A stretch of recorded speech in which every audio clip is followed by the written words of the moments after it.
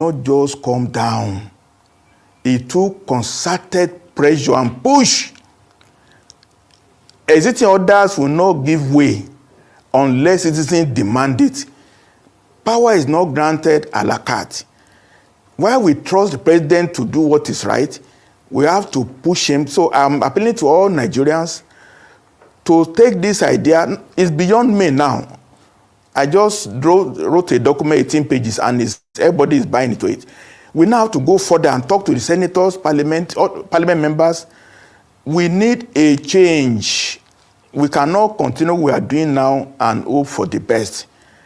And in my document, at page 7 or thereabouts, I propose the fact that we must have leadership councils in the new proposed 8 regions to take ownership and demand accountability and demand that National Assembly should not keep ignoring Nigerians.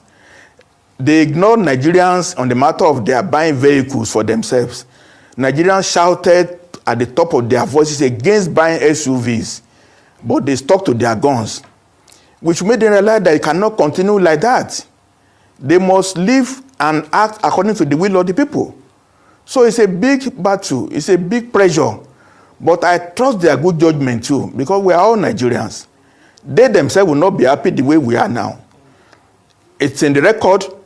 In my own state, one legislator went on with SUV. He was nearly killed with the SUV. The masses are not happy with the National Assembly. They have to get their acts correct. Change has to come before the next elections, absolutely. The president has to do the needful, and I'm praying for him to do the needful, to see the reason with Nigerians and put his name on the marble of time.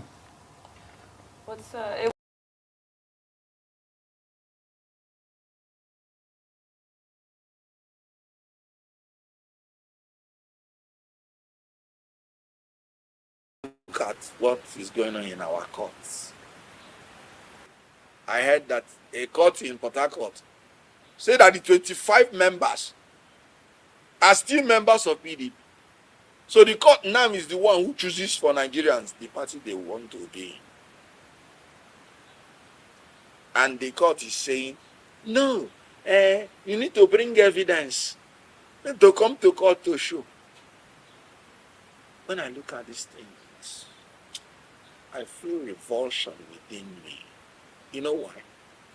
By the Evidence Act, the court and the judge does not even need anybody to come in to give evidence. At all. Why? By the Evidence Act. I'm talking about section 122, section 123, section 124, Evidence Act. A fact that is notorious need not be proved. A fact that is common knowledge need not to be proved. So you're telling me that a child in primary school is now more knowledgeable than the judge in court? That the 25 members did not defect. And they came on air during the House of Assembly and read it as the proceeding in front of the whole world. The law is that the court should take judicial notice of that, even if nobody brings it to the court's notice. The law is that the judge will say, no, you can't come to this court to advertise that. It is common knowledge. That's all. So the issue ought not to be whether they're a member of this party or not. That should not be the issue. The issue is you defected to another party. Do you have the right to retain your seat? Because the fact about their defection is not in doubt. And the law is that the court should take judicial notice of it. The minutes of the State House of Assembly, by law, is an evidence as an official act of a public officer. By law. So the court doesn't even need any evidence. And now we're talking about electronic evidence. If you go to the National Library and bring out a newspaper there and they certify it, that's evidence. And you're saying, no, you can't go to TV to get evidence. Where? Why then did we say electronic evidence? Meanwhile, I like I said, the court does not even need any lawyer to come to that court to say, my lord, I want to prove that these people have defected. Because it is common knowledge. It's a notorious fact. And the law says it does not need to be proved. That the court should take judicial notice of it. Are we not making a mockery of ourselves? When you go abroad and see the way they try their cases, they bring text message. Is admissible. They bring issues of common knowledge. They bring what you have said yourself. Maybe you wrote a book. It's admissible. And then these people said something, carried it out, went to Abuja, went to Port Harcourt, went to in public glare. And the court is saying, you need to prove. Prove what? Notorious fact? Issue of common knowledge? No. We've gone to a level that is ridiculous. Meanwhile, 2 courts of coordinate jurisdiction in that Rivers state, they are giving contradictory orders on the same fact. So even the judiciary is embarrassing itself. So you don't even need external evidence to talk about the fact that we don't have fair, we don't have independent, we don't have impartial judiciary. You don't even need, the Chief Justice himself has screamed. When 2 courts in Kanu state, they were giving contradictory orders, coordinate jurisdiction. Contradictory on the issue of the emirate. Today we have 2 emirs. If you ask me who is the emir of Kanu state, if it comes out in exam, I would lecturer. Sorry, I don't know. There are 2 emirs now, and the courts say 2 of them are legitimate, and the courts say 2 of them are illegitimate. That's the answer. Because if you answer this person and the lecturer belongs to the other person, you will fail. If you answer this person and the lecturer belongs to the other, you will fail. Look at the confusion, the level of confusion.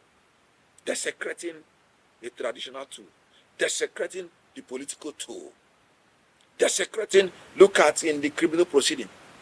They say the courts ought to be sitting every day till they reach judgment. That's what they do abroad. Trump case started. Within 2 weeks, 3 weeks, it's done. Hunter Biden, by today or tomorrow, the jury will give judgment. 1 week, 2 weeks. Sitting every day. That is the law. That is what we have adopted in our admission of criminal justice. Is it happening? Why is it not happening? Incompetence and corruption. Look at in the issue of the political leaders. In Ganduje's case, courts of coordinate jurisdiction giving contradictory orders.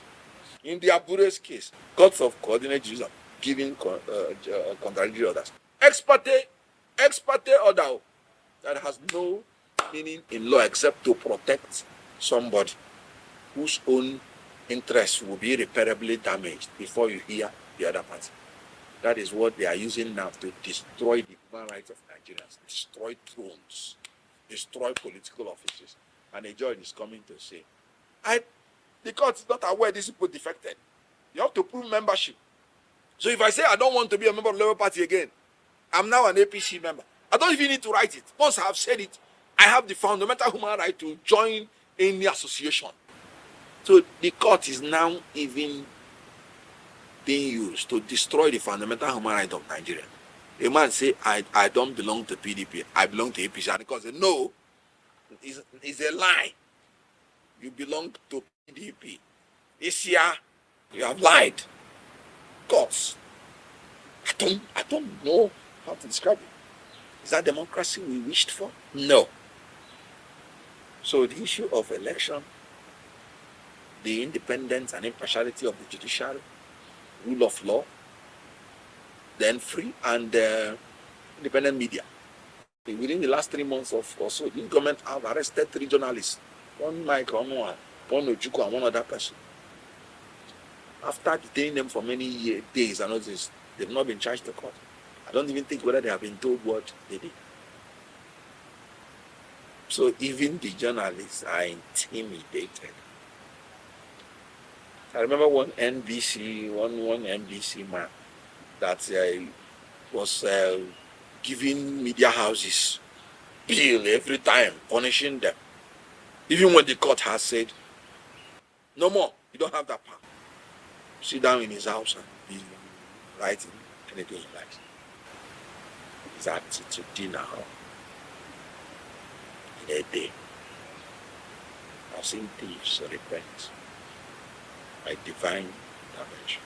And in a day they changed and became new person. I've seen prostitutes repent from having too many men in a day. They say they won't have a mentor. If their teen is scratching them, they will pray to God to help them, and it will help them, and God will help them. It can be changed overnight.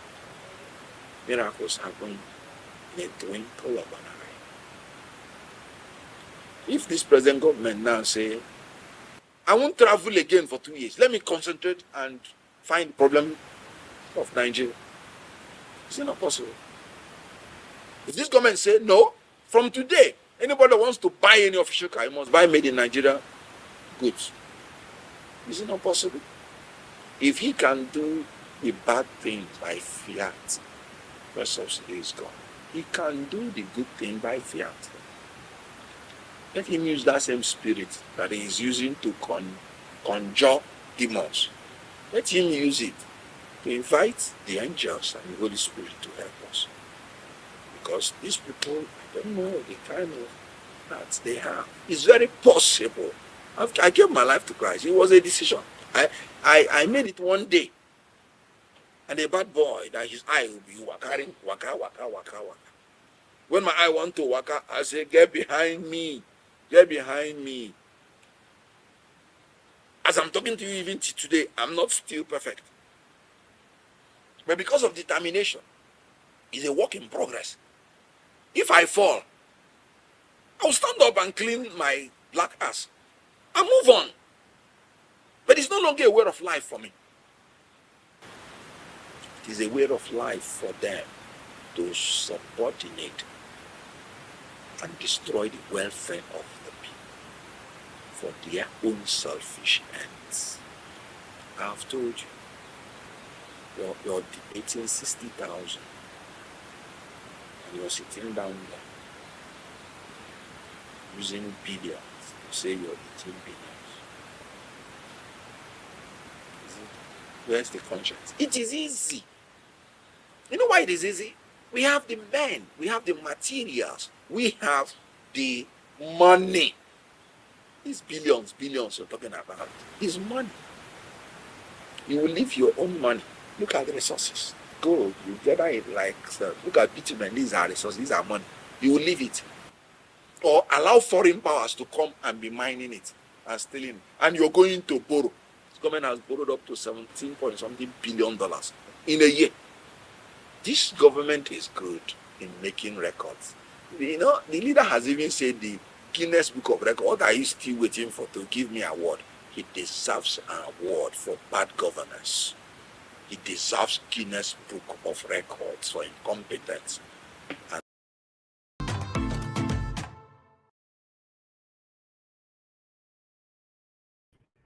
All right, guys. Thank you very much. I appreciate you all. We don't come again. It's another wonderful day. Today is Monday, 17th of June, 2024. In fact, a lot of people, the Muslims, are actually celebrating their Christmas. Is it Christmas? Should I call it Christmas, or I don't know what to call it, because that their celebration is not easy to pronounce. But if you know, say, be Muslim and you are listening to me, where my meat, y'all bring my meat, come, because you know, if you eat meat, may you forget us like that. Locate us, find where you want to find us, bring our meat for us, make we eat for you, make we enjoy them. You know, I appreciate every one of you, my people. And God bless you now. Good morning, good afternoon, good evening to every one of you right there. Please help us to share this broadcast, you know, and like the broadcast as well. You know, thank you so much. Thank you. Happy Salah Day to every Muslims out there across the world, most especially in my own country, Nigeria. Now God bless you, my people. All right. I'd like to quickly acknowledge some of you right there already on the comment section. I want to quickly appreciate you, Mother for Mommy Diaspora. Thank you very much, Mommy, for all you do. Good evening to you, and happy new week to you as well. Thank you very much, Jeko Obedient, Tony Africa, Nena Bona, Manabella Naomi, Lighthouse. Thank you very much. God bless you all. Thank you, UC Andrew. Thank you, Abu Azi. Good evening to you, sir. It's good to have you back again. Thank you very much, Austin Prince. Thank you, Stella Affini. Thank you very much, my people. I appreciate you all, my people. Ijidima in the building. Thank you very much. I appreciate you, Kate Morrissey. Thank you, my people. And God, I will bless you now. Yes, I already got a super chat already for today. I have a super chat from Madam Obi Achuko. Thank you very much, ma. I appreciate you. Thanks for all you do. Thanks for your encouragement. Always. May your pocket never run dry. I'm grateful, man. Thank you very much, everyone of you that is appreciating us to do what we are doing here every day. If you're part of the people that's encouraging us to do what we are doing here, may God bless you. It's not an easy job coming here every blessed day. It's by your encouragement and by the grace of God. I appreciate you all. Mone Ferreira, thank you very much. I appreciate you. Thank you, Amaka Fojebi, Peter Ifi. God bless you all. Ace is right there with us as well. Also said, thank you. Ben Osaon in the building, Stella Masemodo is in the building. Thank you, my people. I appreciate you all. Shizoba, I can see you as well. Mr. Johnson Emmanuel, thank you, Saga Daddy, Damien, and many others. In case I didn't mention your name, I want you to know that I appreciate you. Good evening to you. Wabo Felix, CO, and many others. Mike Akembare just coming in. All right, guys, I'm going to post out a link for those of you that want to join the broadcast today. Please join us and let's talk about the things that's affecting you and I. We're just doing our best with your encouragement. By the grace of God, we are trying to keep our consistency float. It's not easy. I appreciate every one of you, my people. Thank you so much. Thank you. A link. I think I posted the link. I don't understand. What did they happen today? Let me post this link again. I don't know. I'm not getting my link. It's not allowing me to post link. Hey, that means people not join me today. Because I'm trying to post link. It's not allowing me. Something's wrong somewhere. Okay, I'm going to go for a break. Something's wrong somewhere. I don't know why. I can't post a link at all. But let me go for a quick break.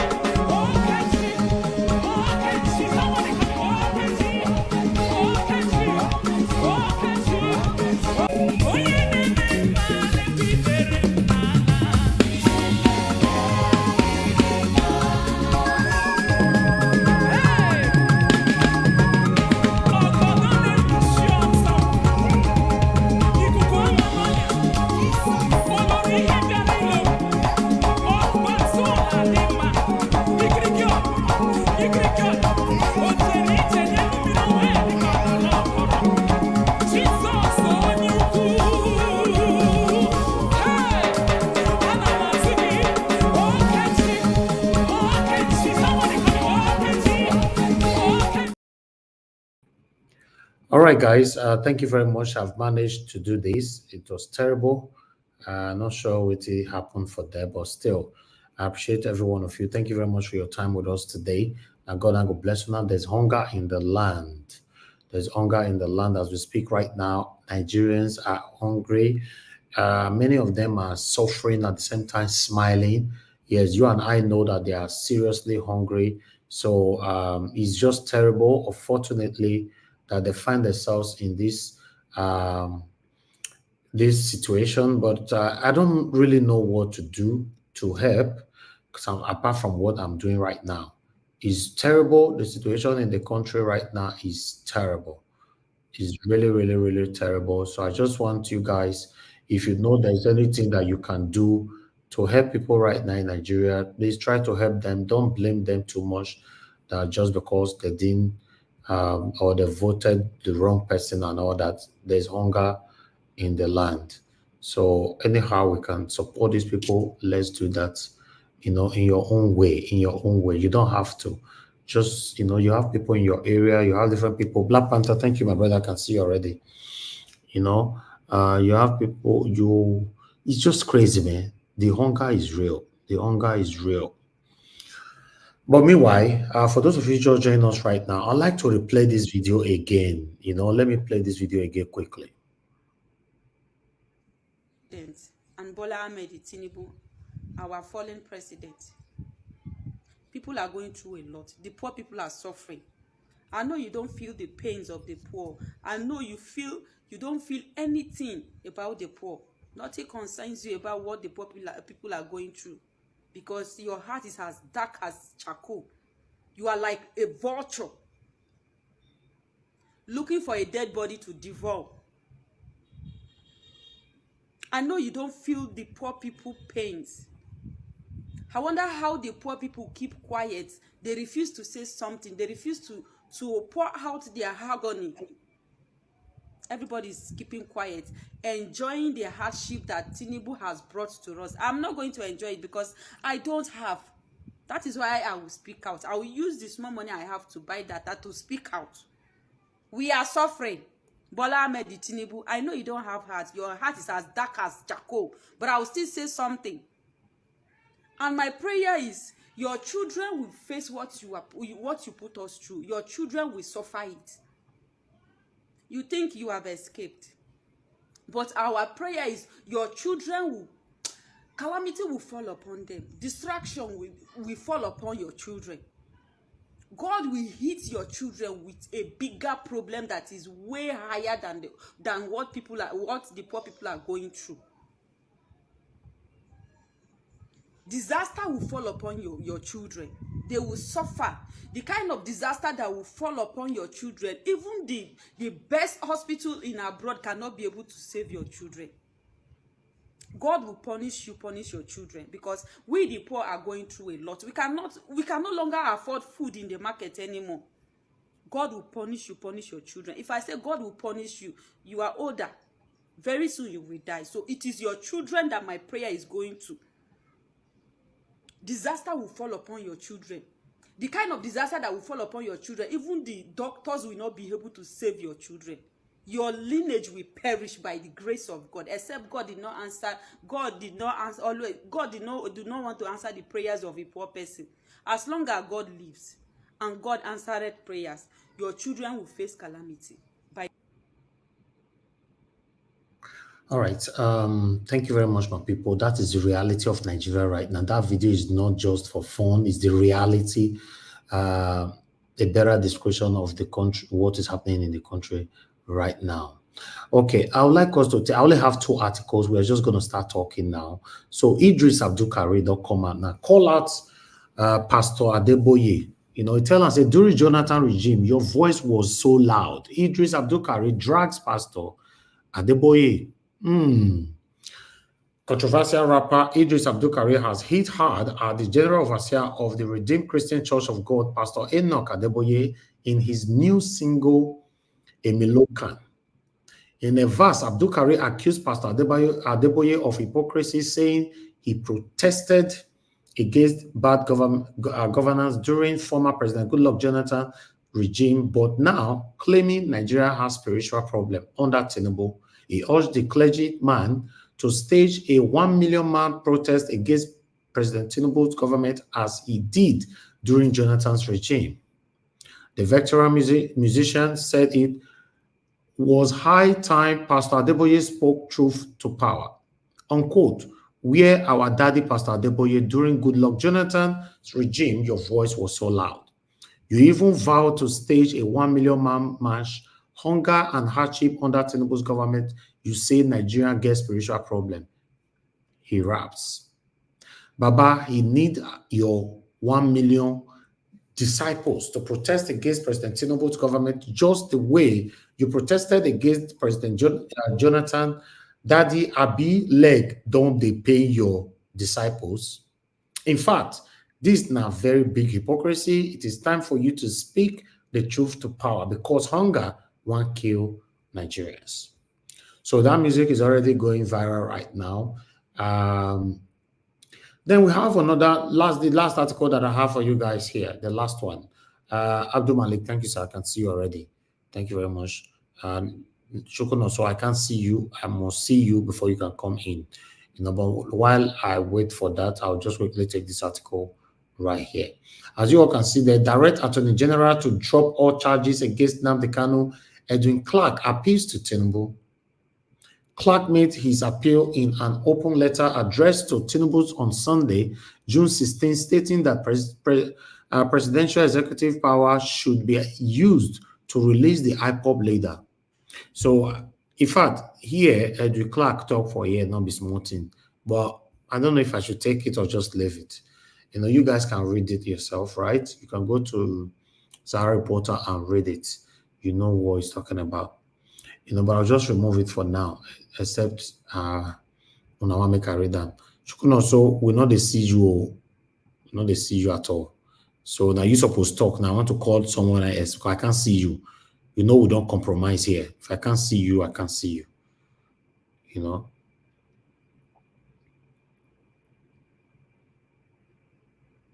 Okay, all right, that's fine. That's fine. I can confirm you now. That's fine. Turn off your camera. Let me put it on the screen. Thank you. Okay, thank you very much, my people. I appreciate every one of you. Now, God bless you now. Okay, Shukun, so thank you very much for joining us today. Good evening to you. Please talk to us. You have 8 minutes. Okay, thank you very much, Mr. Elvis. Thank you for what you are doing. God will keep strengthening you. Quickly, let me go straight to that woman's prayer course, the course she is laying on Tinubu and his family and children. I just want to say that really, that one will not really work because God is not a contractor. God is not involved in the business of destruction.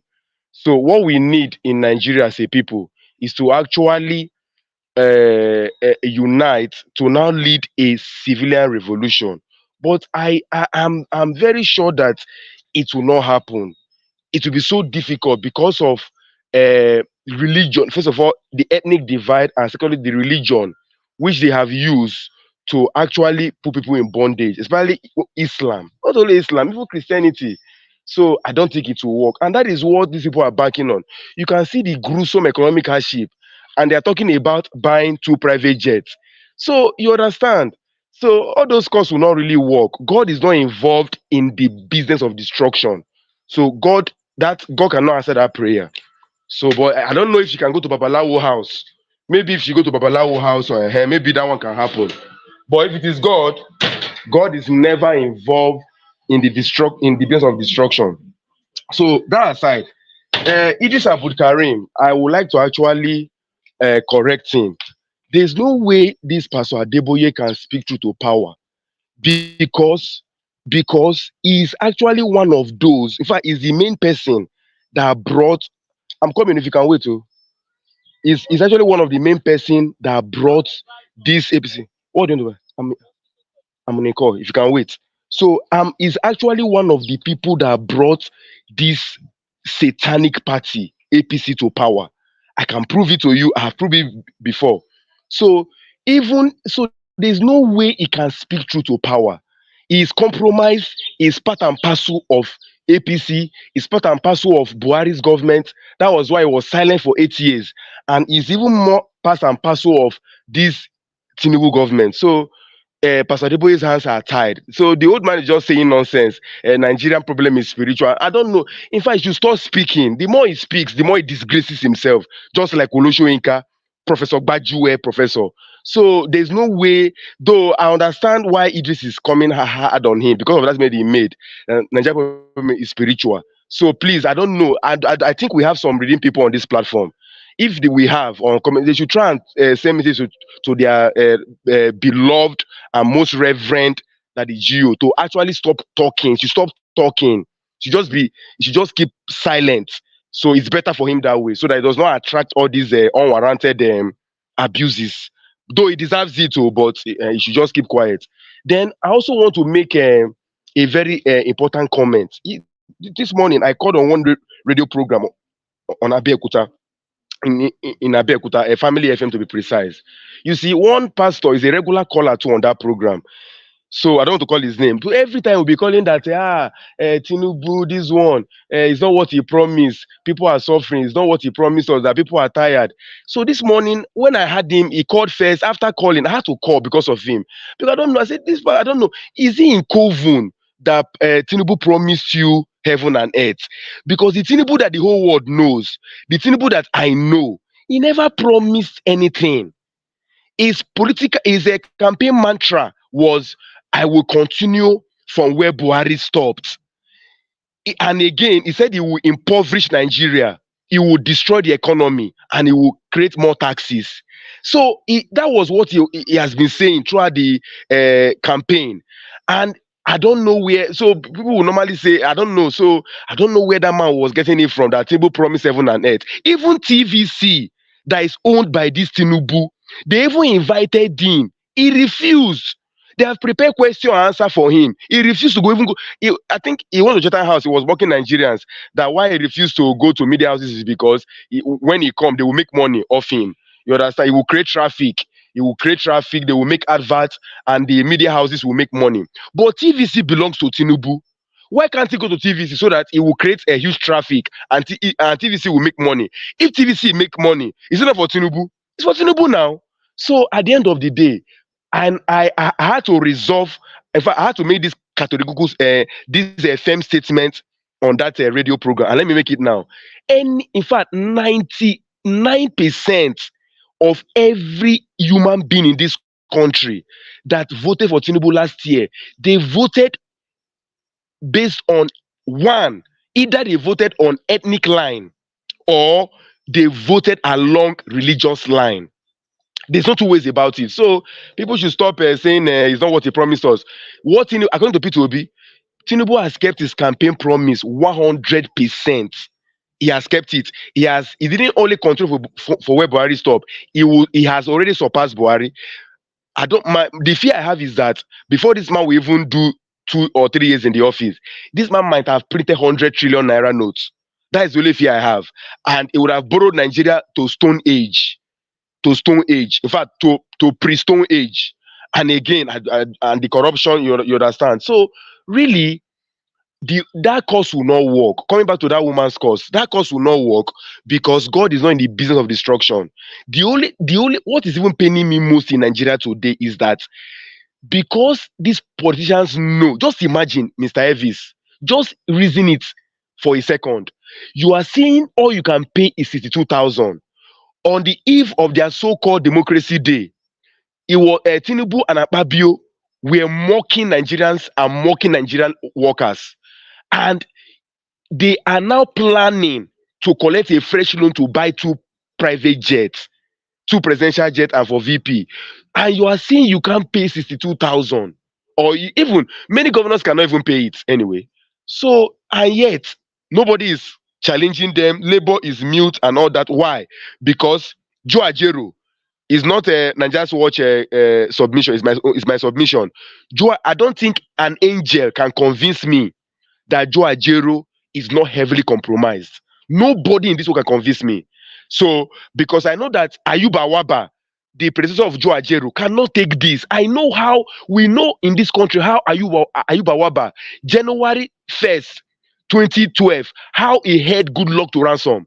That man from the north, Ayuba Awaba. So Joe Ajero, honestly, he will go down in history as one of the worst NLC chairman this country has ever had, just like Mahmoud Yakubu. So really, it saddens me that people are not saying that they are regretting. Regretting what?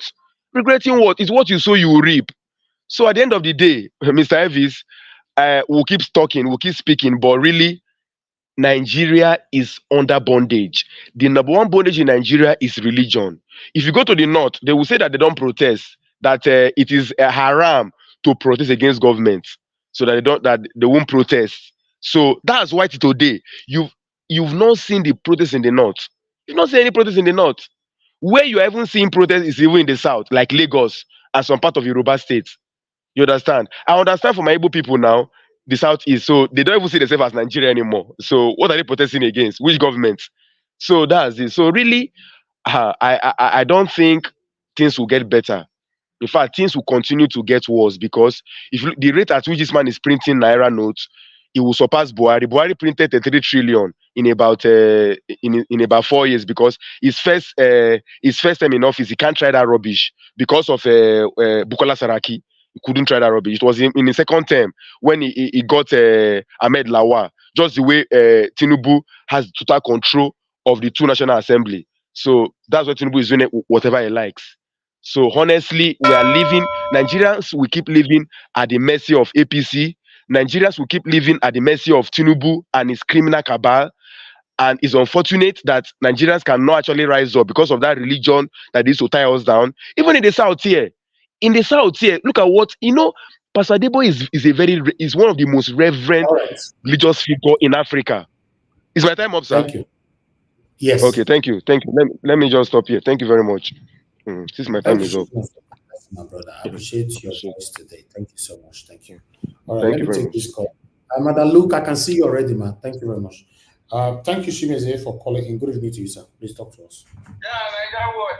Barika de Salah. I greet everyone on the platform. Nigeria words. I don't you for all you do. Good evening, sir. Thank you. Yeah, today is today they're doing their Salah, that is their Christmas. But they not bring meat. They not bring meat for. They not bring meat for me or meat. Nigeria words. Let me tell you something. There is no money to buy. Do you know how much ram costs? I bet you. I saw one this in the pricing 2 million naira for a cow. 1.52 million. Who does that? Hey, okay, then ram will be around 150, 300, 500. Man, Nigeria is in trouble. And Barika de Salah, all my Muslim brothers and sisters. I know anyhow if you see chicken or anyhow you kill is still meat is meat. Then Eedris Abdulkareem, when he sang Nigeria Jaga Jaga, he's during Obasanjo. So when you watch all these our Vietnam singers, or musicians, in fact, it's still happening. You remember African China? Food no day. Our country no good though. You see, all of this. How many years ago? During Olusegun Obasanjo, everything, all of it is still happening up to the death.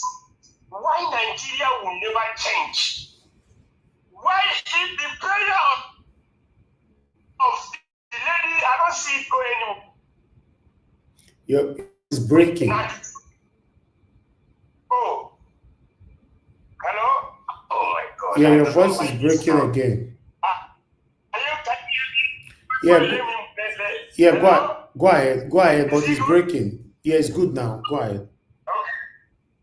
Okay. So like what I all those stuff, like what the prayer is the woman is doing. Tinubu is the himself. So that prayer won't go anywhere, but the only thing they have to do the right thing. All right. So 3 minutes is over. Please, Nigeria watch, please. So Nigeria need to do something. You know, if you're waiting there for someone to come out to protest before you come out, nobody will come out. Even the people that stayed at Owoda, Agbero, they are seeing their daily bread every day. They're making money every day, so they won't come there. All those ones won't come out. Trump already established them in Lagos State. So all those Agberos, they have their money. Then I don't see them coming out. Then neither what? Please, I want to say something. Yesterday, in fact, in the photo, I will put it to you. You said let's close. You started giving 1 minute again. I was watching. You give him 1 minute and Basbos keep coming. Please, what I see yesterday or what I saw yesterday, I don't like when Rita, Madam Rita, Black Panther, give us our mandate. Alice, if all of them be at the same time in this platform, it's when one person talk because they are supporting Abata, they will just doing attacking. The attack is too much. And I know what, please, you need to contain that. 4% or 5% attacking one person because he said, and the Jonathan, I think Jonathan too.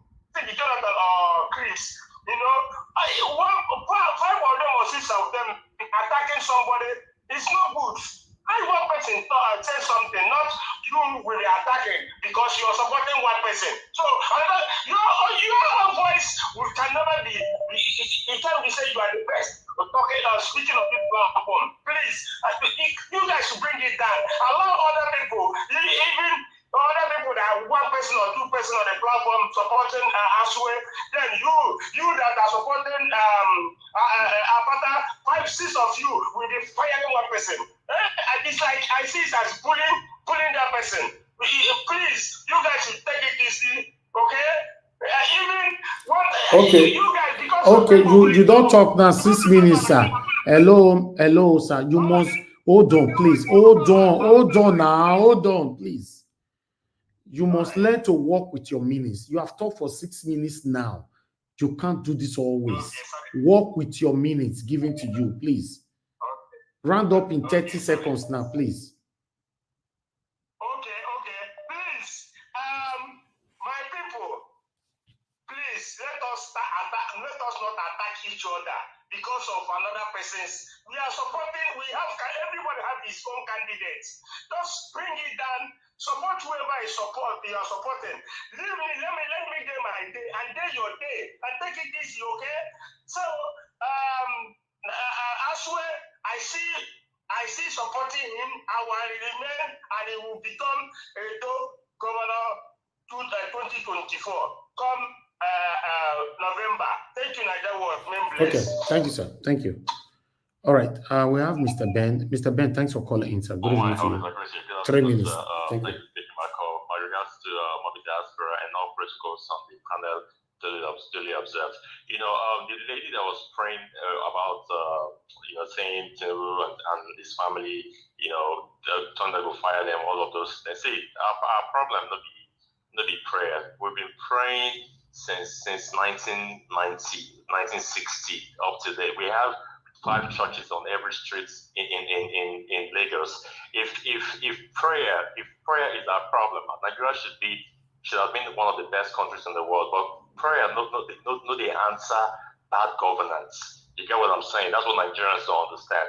You have to stand up and you have to hit the streets, all of you, every single one of you, with one voice, and say enough is enough. Let this government in power know that you cannot keep taking this bullshit that they're putting on all Nigerians.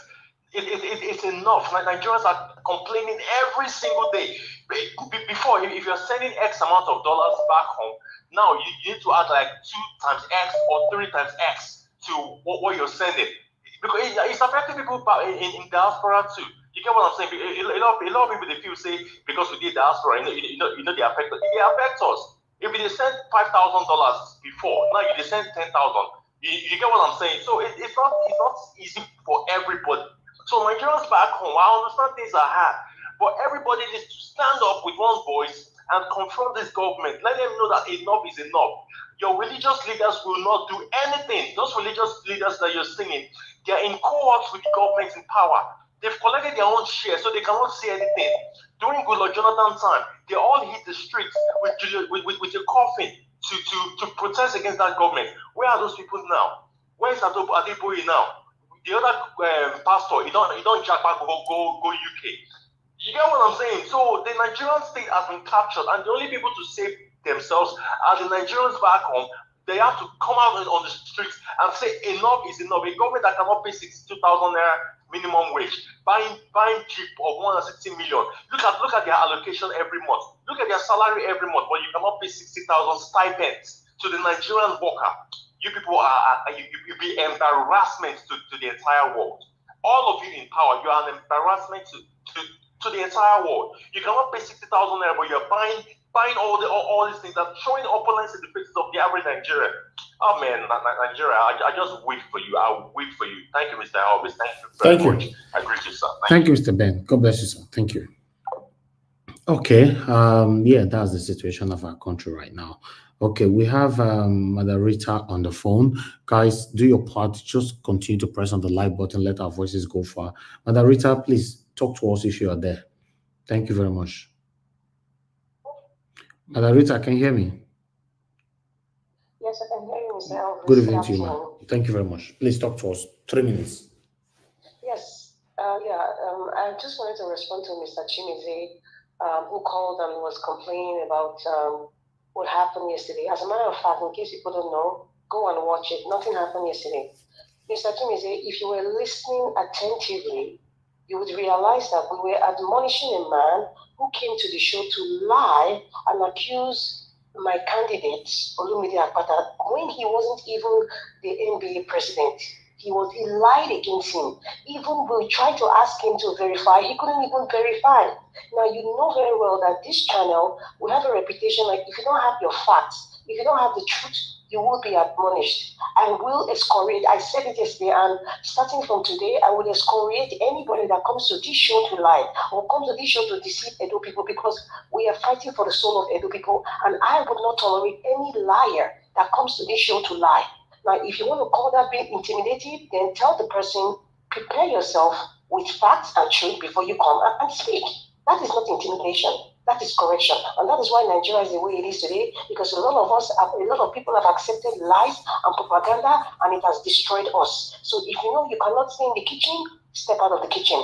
Thank you, Mr. Elvis. Thank you, ma'am. Thank you so much. Okay, callers, I'm done right now. Let me just go straight to the panel so that we can start talking. We are not much today, but yes, let's start with what we have right now. Thank you very much, my people that just joined us right there. I appreciate every one of you. Regina, thank you very much for super chat earlier on. Mr. Ike, thank you very much, sir. I appreciate you as well. May God bless every one of you. Thanks for your continued support. Okay, I would like us to move on. Let me call on the first person on the panel today, which is Black Panther. Black Panther, my brother, it's good to have you on the show. Talk to us if you're available. I'm number one. You know, so this one never happened for many years. Number one. I don't know how it reach your answer. Olumide Akpata is my guy. We are changing the narratives. We are going to turn it. We are going to step 2 now. Olumide Akpata is coming, and we are going to move to gear 2. The gear 2, anybody that comes here will debunk everything. Mr. Nigerians, I want to thank you today. You are doing a great work. Oh. You are doing a great work. More than all the gullible news houses that we have in Nigeria. They have all been gagged. Their hands are chained. Thank God for the social media that is revealing giving out making us to give out everything, informations about Nigeria. I want to especially thank Mama in diaspora. May God bless you, man. Yesterday, that 8 minutes, I love that 8 minutes. I want to thank you specially. You remain dear to my heart. And I want to say, Lord, may the Lord, the good Lord, our good Lord, bless you continually. And you're just a shining star, Mama. You're just a shining star, and I thank you for everything you are doing on this network. You have been consistent, and we are following you.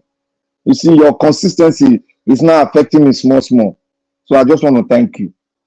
I want to thank everybody out there. I want to say ciao to every Nigerian. We feel everything. We are part of it because we are going alongside with you. I want to thank the positive mind-thinking Nigerians that has the picture of the country, that has the picture of the country in their heart, that knows the problem, and they are dishing it out gradually. I want to thank you all. You are doing a great service to your motherland. Nigeria, you said one thing at the beginning. You were appealing to people in diaspora to please at least send things to them. This thing is degenerating. Nigeria, if there is another word for that word you use, I would ask somebody to look for another word that is more deeper. Nigeria is in a quiet situation now. Why I say quiet? People cannot shout. It's hunger strike. I am feeling it here. The people think when I come out here, I talk. I am feeling it because I know people, families that I'm dishing money out to monthly. Now, all of them, I'm lining it out again to dish money, to buy this, make sure that they have this that will last them for 1 month. So when I see people coming out talking, hey, federalism, the system, Nigeria is a sovereign state, blah, blah, blah. Oh, you can't teach us. They are watching now. And if I land this thing, they will call in. But I love when they call in. I love it because I'm putting a pain in them.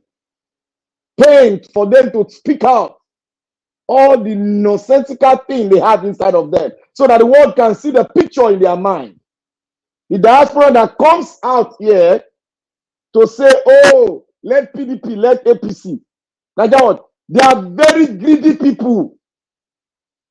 They are greedy. Their money not a touch ground. They are very greedy. They are not. They are, when they call them from Nigeria, all of them say, oh, and me another chops money. I don't get. They are greedy people.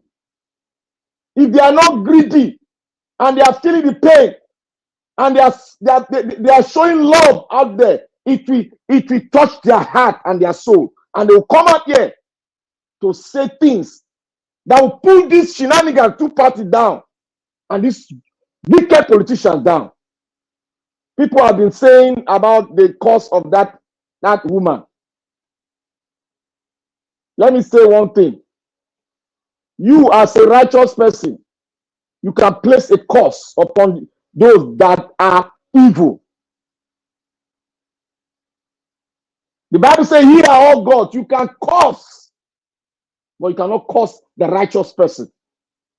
That is of God. You see, go and read all Nebuchadnezzar did and what Pharaoh did. There was a curse on them. That woman is feeling the pain. She can no longer hold it anymore. It's like the family, the woman and the child that gave the last seed. And if they give it, the last food, they will eat the last food and they will go down. That woman is feeling the pain. She does not know where she will get the next meal the next day. That is why she came out. She said, I will talk. I will use my last kobo, even if I not eat, to tell the world my pain that I'm feeling. She cannot hide it anymore. That is why she burst loose. That is Nigeria for you. That is Nigeria for you. A lot of Nigerians are there. A lot of them are giving up hope. They are depending on people. People say begging. They are not beggars. They are depending on love loved ones to please assist. And I call on every diaspora, in any way, show love. Show love to your people. Show love to whoever call you. If it's just, even if anything, no matter how little it is, show love. It is for survival. It is only the living that can fight this struggle, not the dead. They have been tied down with so many factors. Look at GOs. When I was saying, I said, in Nigeria, 99% of the preachers in Nigeria, they are all preaching for their pocket's sake. They are preaching. Look at what Burna Boy did. He's giving back to where he grew up, to the people that made him. He's giving back to them, buying things, food, giving them. That was his foundation, working. And when I said most of these celebrities in Nigeria are just doing themselves, when the time comes, they will feel the pain and nobody will contribute to their own welfare. It is give and take. Now I want to speak on one issue. The man that wrote the bill and gave it to the executive, he has channeled it to him. It's right on the table of the commander-in-chief. Now, I beseech every one of you, if you know you are an activist, you know you be activist, and you want us to continue with this federalism you are saying, good luck to you. And if you know you really love Nigeria, go on the website, go and print it out and study it, meditate on it, and look at it holistically, and come here to argue it. This is what we need to put pressure on. I said it. If they cannot do this, forget. The way it is now, Nigeria is spending 92% of its resources to fund every debt. And they are not even meeting that. They are not even funding the interest. They're not close to that one. And somebody will come here and make call. Oh, Nigeria is a sovereign state. You are not a sovereign state, my brother. You have been captured, locked up, and the keys have been thrown into the ocean. We are trying to break that door now so that this constitution will save. And we have a brand new country. If you want a brand new country, you can't be repeating the same thing for more than 35 years plus and expect good results. We need all of us, we need to key into this constitutional review. I want to put one shocking thing to you all. Do you know that the National Assembly, the reason why they don't want a new constitution, every year that they go in constitutional review, the government budget 1 billion naira. I repeat, 1 billion naira. Anytime they go on constitutional review, that is the reason. Those are one of the reasons they don't want the constitutional. They want to throw this decree called 1999 Constitution out of, throw it into the Atlantic Ocean, and let us have an African way, a new constitution given birth by a black man in Nigeria, and all of us should make a review and go in and vote in this new constitution. We can start from the foundation. It is ours. It's not foreign thing. It is not a military decree. It is ours with the people. By doing this, we are taking back our sovereignty. But now, as it is, our sovereignty is locked up, and the key is thrown into the Atlantic Ocean. We need to break it with the machete that they're giving us now, and that's a constitution that we can look into. Since you don't want to look into DJ, there's a new one on the table now. I beseech every one of you that come out here to preach that we don't know what is going on, that Nigeria, we are not behaving like a Nigeria. Is Nigeria a country? Ask yourself. There are many stages in life. The stage you are now, you are not yet convinced that Nigeria is not a country. But as time goes on, I will preach on it. But one thing I want to tell everybody, my last thing I want to say now, Nnamdi Kanu will soon be released because there are pressures, external pressure, working on it. And I believe it's going to work out. And our dear Nnamdi Kanu, a hero from the Southeast, will be released very soon. Thank you, Nigeria Watch. Thank you, my brother. I appreciate you. Thanks for your submission. God bless you. Okay, Mr. Jonathan, I have you right there, the Abdul Malik before Madam Luke. Mr. Jonathan, good evening to you, sir. Please talk to us. Hello, Mr. Elvis. Good evening to you. Thank you, sir. Good evening to you. I believe you are enjoying the sun in UK now. Thank you. Yes. Yeah. Good evening to you. Thank you. God bless you for the good work you are doing. I greet everyone, all the panelists. I greet those on the comment section. I greet those that are all the callers. God bless you all and welcome. And also, I want to greet also my Muslim brothers and sisters that are celebrating today. God bless you all. So, you see, yesterday, I was not on the panel, but I listened partially. You know, I was on and off, and I listened partially.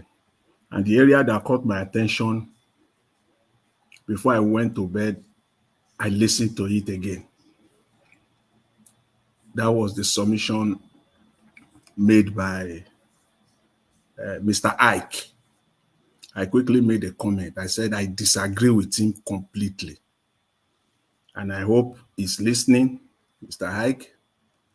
I know that those that are in the same camp who are supporting your candidate, they are very happy with your submission.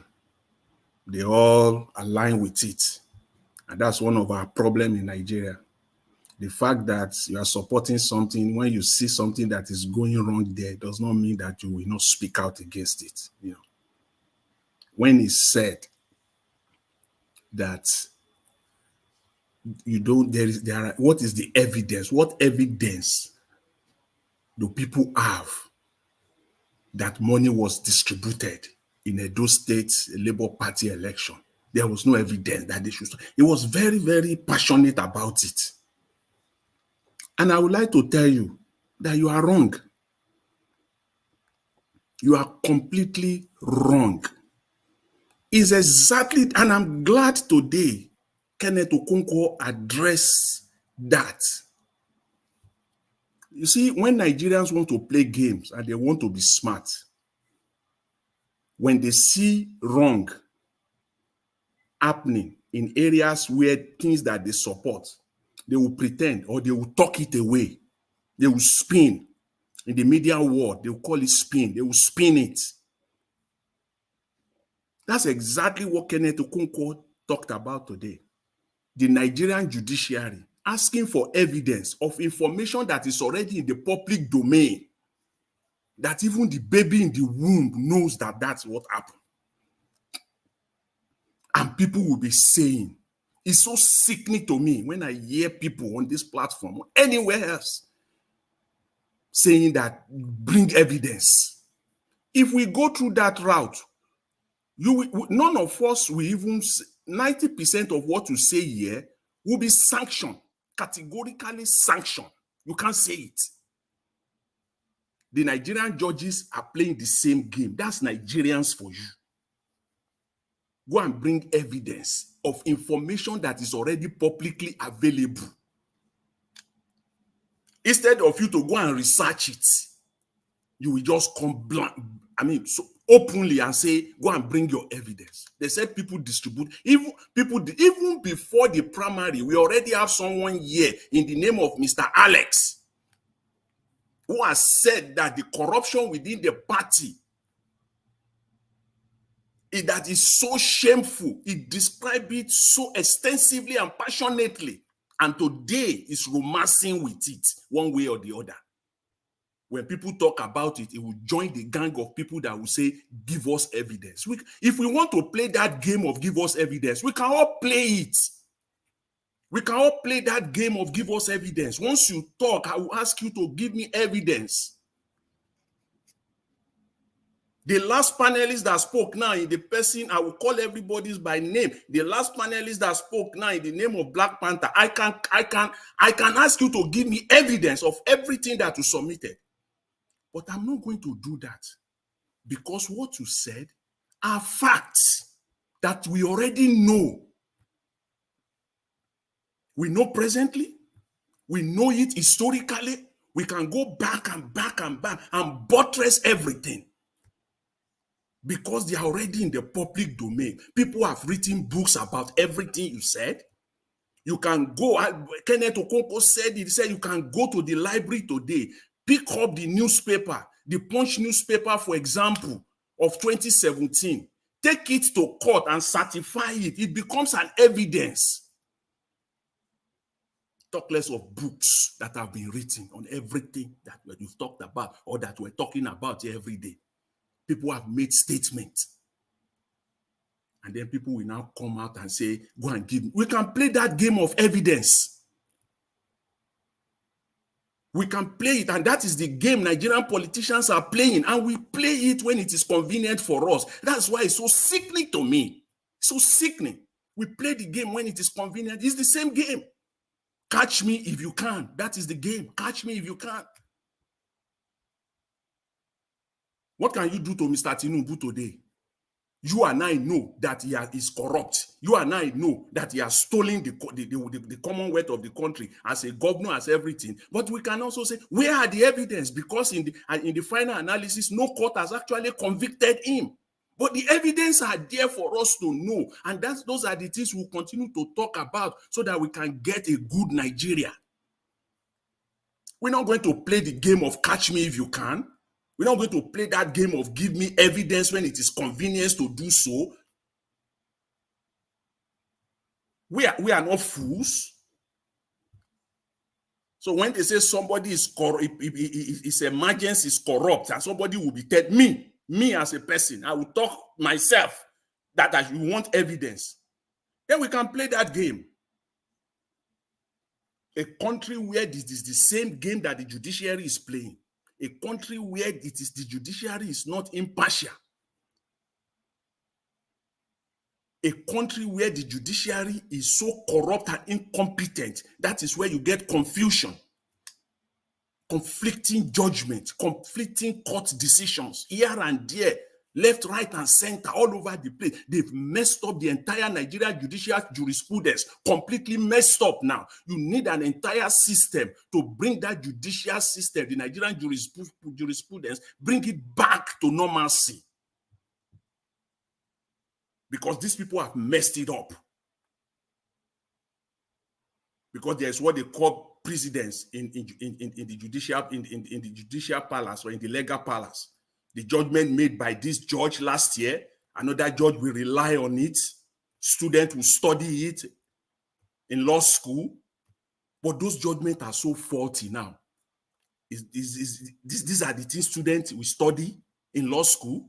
These are the judgments that judges will now rely upon. They've messed everything up. So corrupt system. That's where we find ourselves. That's why these politicians, they continue to thrive. They continue to thrive in this incompetency. They have the colossal wastage that is going on in the system can never, in the present state, restore Nigeria. The massive colossal waste within the government. Even if they print 100 trillion naira and they continue these wastages, it's not going to cut it for Nigeria. It's not going to happen unless we're just deceiving ourselves. The man that presented the document, the man that was on channels that presented this document of regional governance in Nigeria, he says something very apt, which I myself have alluded to here since 2023. Mr. Tinubu had the entire February, March 1st, when Yakub Mahmoud declared him as the selected president. Up till May 29, he did nothing. He spent the entire 90 days in France, lying to Nigerians that is connecting and working with investors. Doing nothing for that 90 days to have even planned, if you are even going to remove subsidy, that means you have it in your head already. He did nothing during those 90 days. That speech probably was written 24 hours before the day for him. And he came out and he just spilled economic disaster. Just spill it out. Subsidy is gone. 3 words that brought disaster to the Nigerian economy. Spill it out. These are the people that are managing Nigerian economy. And when you talk to them, they will say, go and bring evidence. What proof do you have? This is where we are in Nigeria. We can't go on like this. Nigeria can't go on like this. This is the government that we have in Nigeria today, that as of today, they have printed, still counting, 17 trillion in 1 year, 17 trillion in 1 year. If you go by that trajectory, it means that at the end of the first year, you will have printed close to 60 trillion naira. At the end of your four years, you will have printed 60 trillion. And there is no way you will do that. In the end of 4 years, we will print that 60 trillion because nothing is coming in. Nothing is coming in. Everything that is coming into Nigeria, they have cornered it already. They have distributed it already. That is the wickedness. That's the wickedness. If we call it, if there's anything satanic, yes. Because there is nothing. Where is the crude oil money? We continue to ask. After all, the country is selling crude oil. But the truth is that there is no crude oil money anywhere. That's the truth.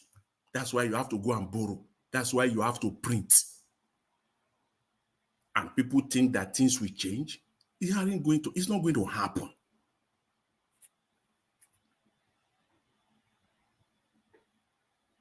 I think we lost Mr. Elvis here.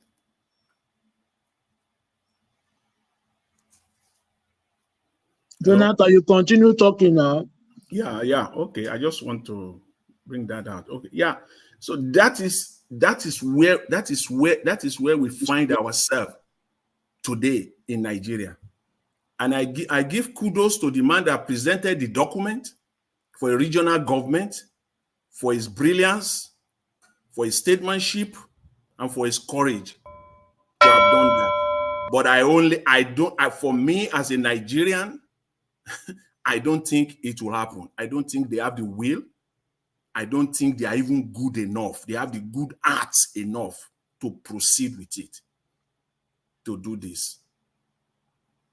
Mr. Elvis, I will leave it. I will leave it there for now, and then there's more to say. Thank you.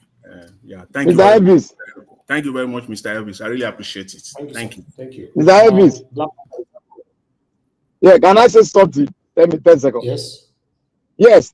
Mr. Jonathan. Okay, go ahead. Mr. Jonathan, your explanation from the learner personality that spoke was very, very wrong. In logic, that is why the lawyer say we are not learned enough. He uses logic to explain that. And what you are using it as if it's just straightforward. Now, he said a suspect that verbally said he did this openly. He said he has resigned from this party. That is substantial evidence. What you are saying now is not substantial. If you say a man, wait, I'm not arguing. You don't have anything to say. You have to keep quiet. Must you argue for the sake of arguing? Let me explain to the people. I understand. Let me explain to the people. Let me explain to the people. Why? I am explaining. Explain it. What are you explaining? I'm not explaining you. I'm explaining the learned man. I understood what Kenneth said. No, I am not explaining. I'm explaining Kenneth Okoko. Yes, that's what I said. I explained it. Kenneth Okoko is saying, I'm interacting him. If you have a substantial evidence from a criminal person, verbally made in picture, you can use that as a substantial evidence. You cannot verbally use a substantial evidence without a fact to nail a criminal suspect. You cannot do that. What are you saying? What are you saying? Okay. When you say a man, we're talking about things, information that are publicly available. that people have stated it themselves and they can buttress it. Then bring those people in the witness box. People Let them come and defend it. Was there an evidence? Was there an evidence? Was there, in a criminal case, you need a substantial evidence to lay a suspect. It's a question. It's not about look at you people. It's a question. Listen, sir. Listen, sir. Listen, sir. Listen. Mr. Jonathan, you are off track. You are off track. You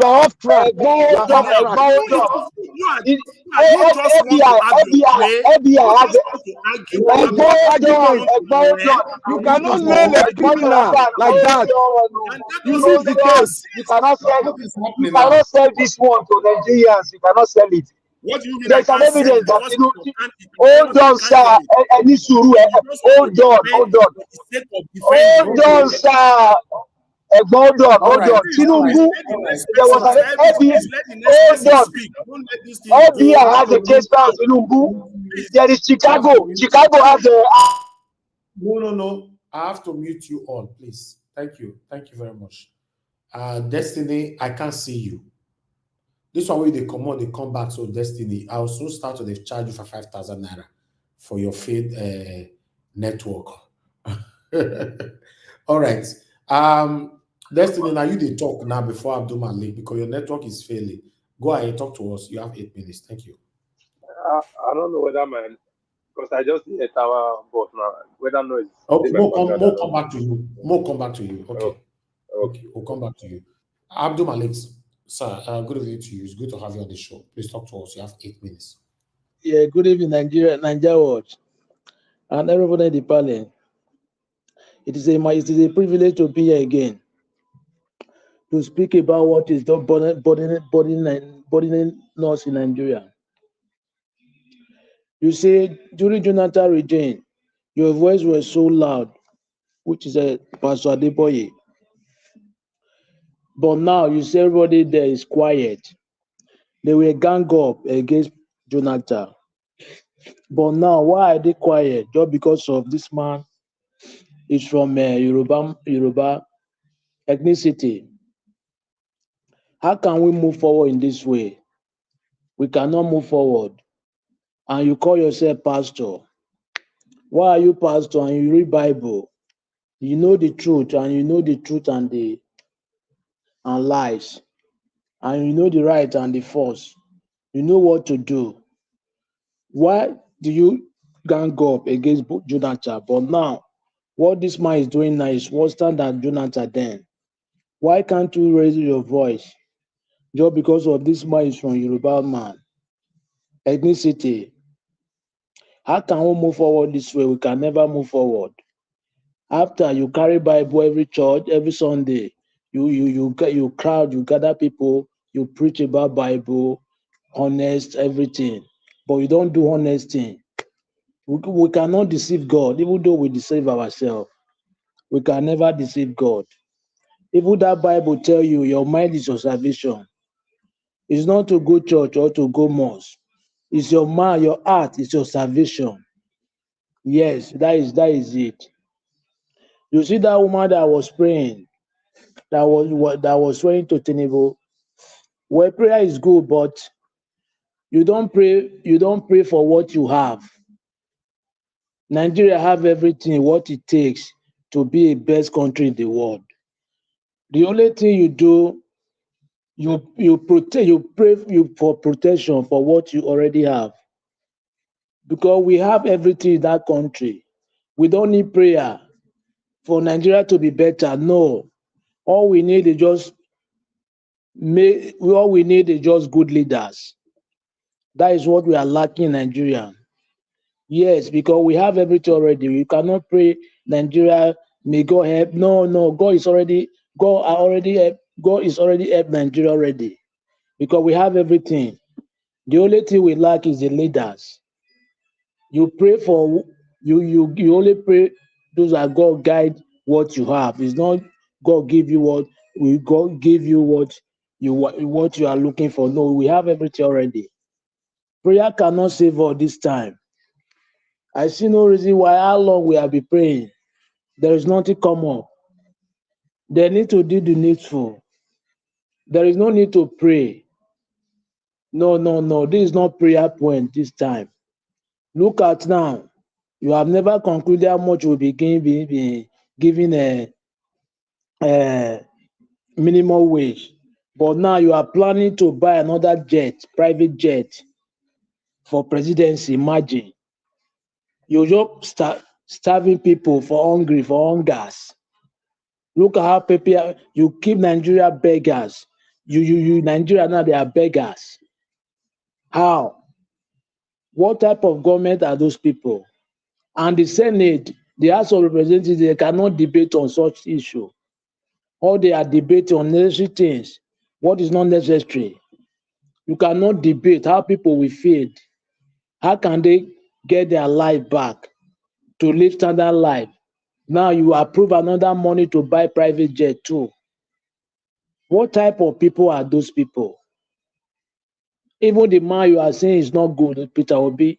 Peter Obi, he donates some meat for some cow. He buys some cow for some group of people in Ebonu for northern part. And this man is trying to make sure everybody is okay in Nigeria. But you guys are fighting this man because you know that this man is good, but you don't want him to come there. Yes, why? The man try to make sure everybody is okay, everybody drink water, everybody eat. But you guys, you heartless people, you don't want it to come there. You are fighting every day. What type of people are those people? Our people are suffering. No matter what you have in Nigeria now, currently, it will not reach you because everything is costly. If you owe 100,000 according to them, 100,000 is just like 20,000 then when Buhari was then. I don't understand how those people are feeling. I don't really understand. The House of Representatives cannot debate how Nigeria we start feeding well, how everything will good, standard of living. Now they are approving another money for private jet. Why can't you put that money for insecurity so that people will start going to farm? I don't really understand how those people they are feeling. I'm telling you, I come to Nnamdi Kanu. Nnamdi Kanu, according to they say the court have already said you don't have any case, any charge. But why are they holding it there?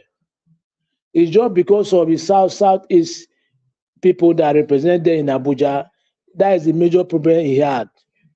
Because if they stand up today and deliberate about that man, every day they rise emotion about the Kanu case in their house there. They will release that man. Yes, they are the one that are holding it there. Because you don't have any case. And the court have already proved they should release him. But why are they holding him until now? And tomorrow now, is it not tomorrow? Next tomorrow is 19. It will present the court. Nigeria is a knowledge country. The citizens need to do something wonderful so that those people they will know there's something is happening. Because they never learn. They can never learn unless they see serious something. That is how they will learn. Imagine, people can no longer, everybody is hungry in the country, nothing is going on. Everything is just stagnant. The big dollar today, it increased, tomorrow more increase. Every day, 10 naira, 20 naira increase, 10 naira, 20 naira. Nigeria is declining every day. The poorest performing country in the world currently is Nigeria. Naira. Imagine this man and Yoruba people, the one that was protesting against Jonathan. Now everybody quiet. They don't even talk. They don't talk anymore. How can we move forward this way? We can never, because we are not one. Ethnicity have divided us in Nigeria. Yes. Thank you very much, Eedris.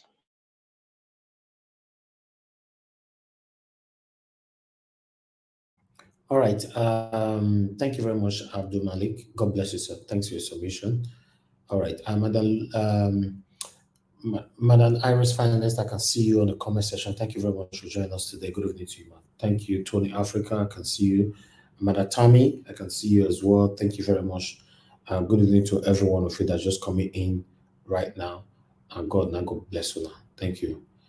Okay, let me come to Mother Luke. Mother Luke, please talk to us. Thank you so much. Good evening to you. Good evening. Hello, my mommy diaspora. Hello, Mr. Elvis. Hello, my esteemed panelists, commentators, viewers, and callers at large. It's good to be here again, talking about the things that keep us going. Coming to Nigerian topics, I was laughing when I was driving home. I said, God, I have an early day today, so let me come and look at this woman that is swearing. Nigerians are the most, what will I say? Mentally laziest people in the whole planet. I'm not saying it because I'm out of the country. It is the lack of zeal to speak as one that has driven most Nigerians out of the country.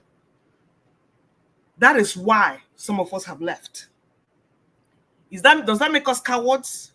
No. Nobody wants to die a useless death, where you die and nothing comes out of it. Fela has died, Gani has died, Bola Ige has died, Abiola has died. Nothing, and I mean nothing. You die in Nigeria, you die a useless sacrificial lamb. A useless sacrificial lamb. And here is that one coming here to say and rain curses on Bola Tinubu's children and everything. That's the best you can do. To be raining curses. And then the honorable panelists are saying that God is not it's not a construct of destruction. Yet it was in construct of destruction all over the Bible. There was war upon war. There was Sodom and Gomorrah demolished. Why don't you call on that same God to demolish the Sodom and Gomorrah that is in Nigeria there? Why don't you call on this same your God to come down and vanquish your place? It's not a contract of destruction. Man, I don't have a God that is either a contract of destruction or non-destruction, so I can't call on him. The only God I have is the one that will give me prosperity, the one that will show me how to open my eyes every day and close my eyes every day. Not to think for a whole nation. Only to think for myself, not to think for a whole nation. But like I said, in Nigeria, what they do is sit down there and talk. Most of us that left for a reason, because we cannot take the heat, so we got out of the kitchen. So we have paid our dues. So for those of them that are there, I pray that it continue to tighten the noose, to tighten it very, very well, until they all pass out or they can't wake up again.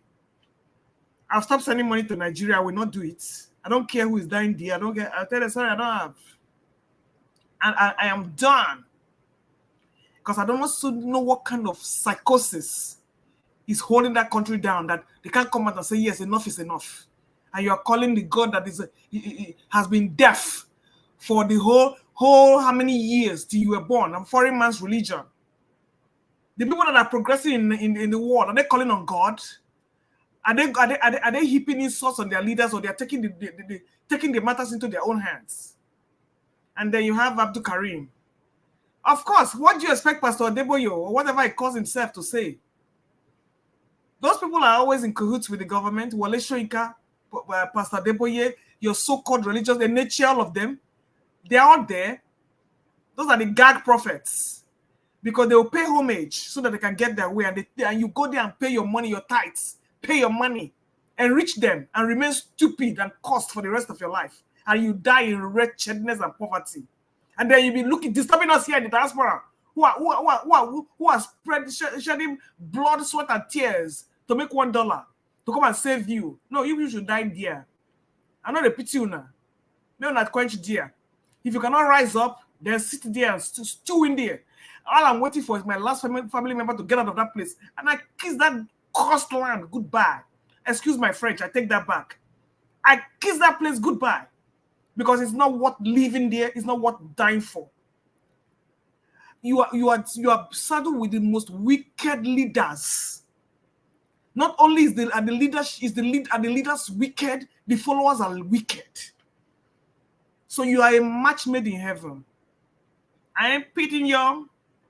I come here to see what is going on every day and say, yes, okay. I'm looking towards Edo State to see if they will rise up, because charity begins at home. I'm not there, but we all in the diaspora have a voice, and that is why we're using it. I want to see what the Edo State people will do.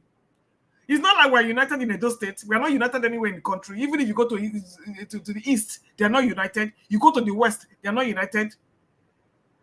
People are blaming Obi. Mr. Obi is doing what he can do. I give that man strength, because for what he has gone through all these years, I don't even know. Only a sheer love of a country will allow you to operate like that. You go around spending your own money, doing what you need to do from place to place. It's not even campaign season. This is a man with the mandate was stolen away from him, and yet people cannot clamor around this man. They're dragging him down, pulling him down. They prefer the rogue in Aso Rock. They prefer the terrorists of a vice president. I'm sorry, I can't help myself. They prefer the satanic people over there.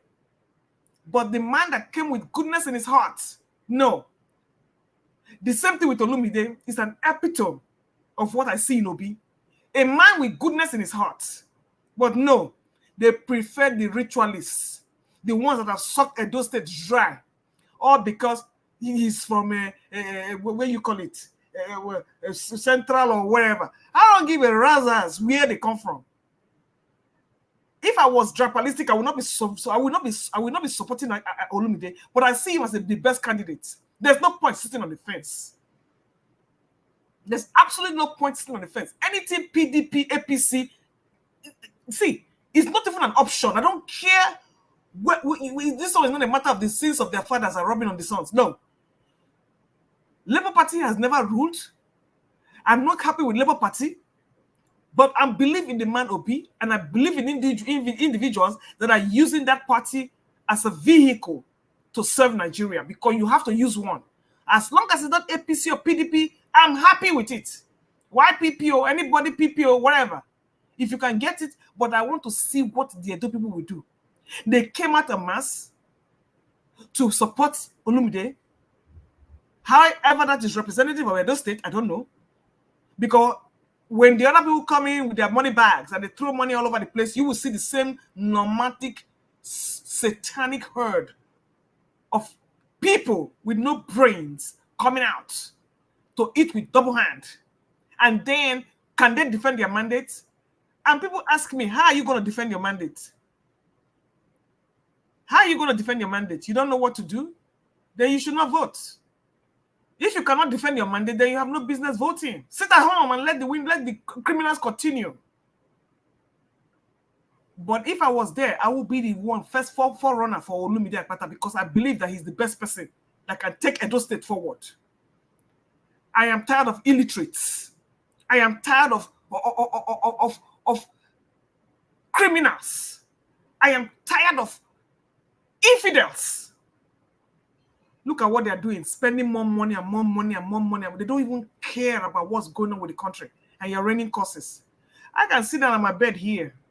I will be laughing and so, because I can never survive a day in Nigeria. Even to visit now, I cannot even do it. I'm just waiting for my family members to get out of that place. The rest who are there, I'm already doing obituary for them. Anytime I get the call, I say, oh, you don't go. All right. To God be the glory. That is all I can do now. You have to toughen yourself. If you cannot fight, what do? You run. If you cannot run, what do? You hide.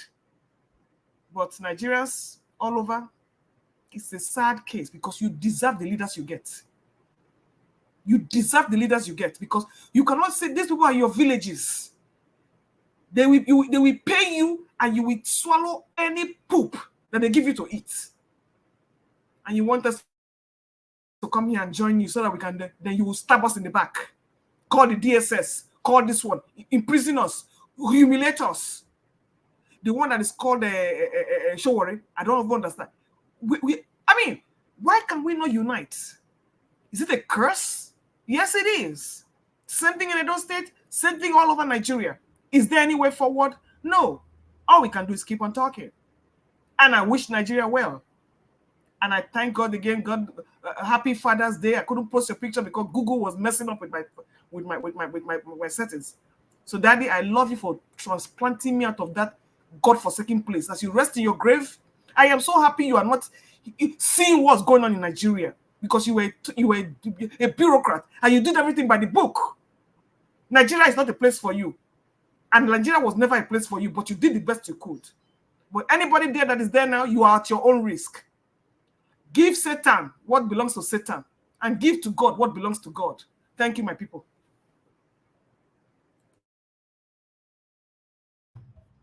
All right.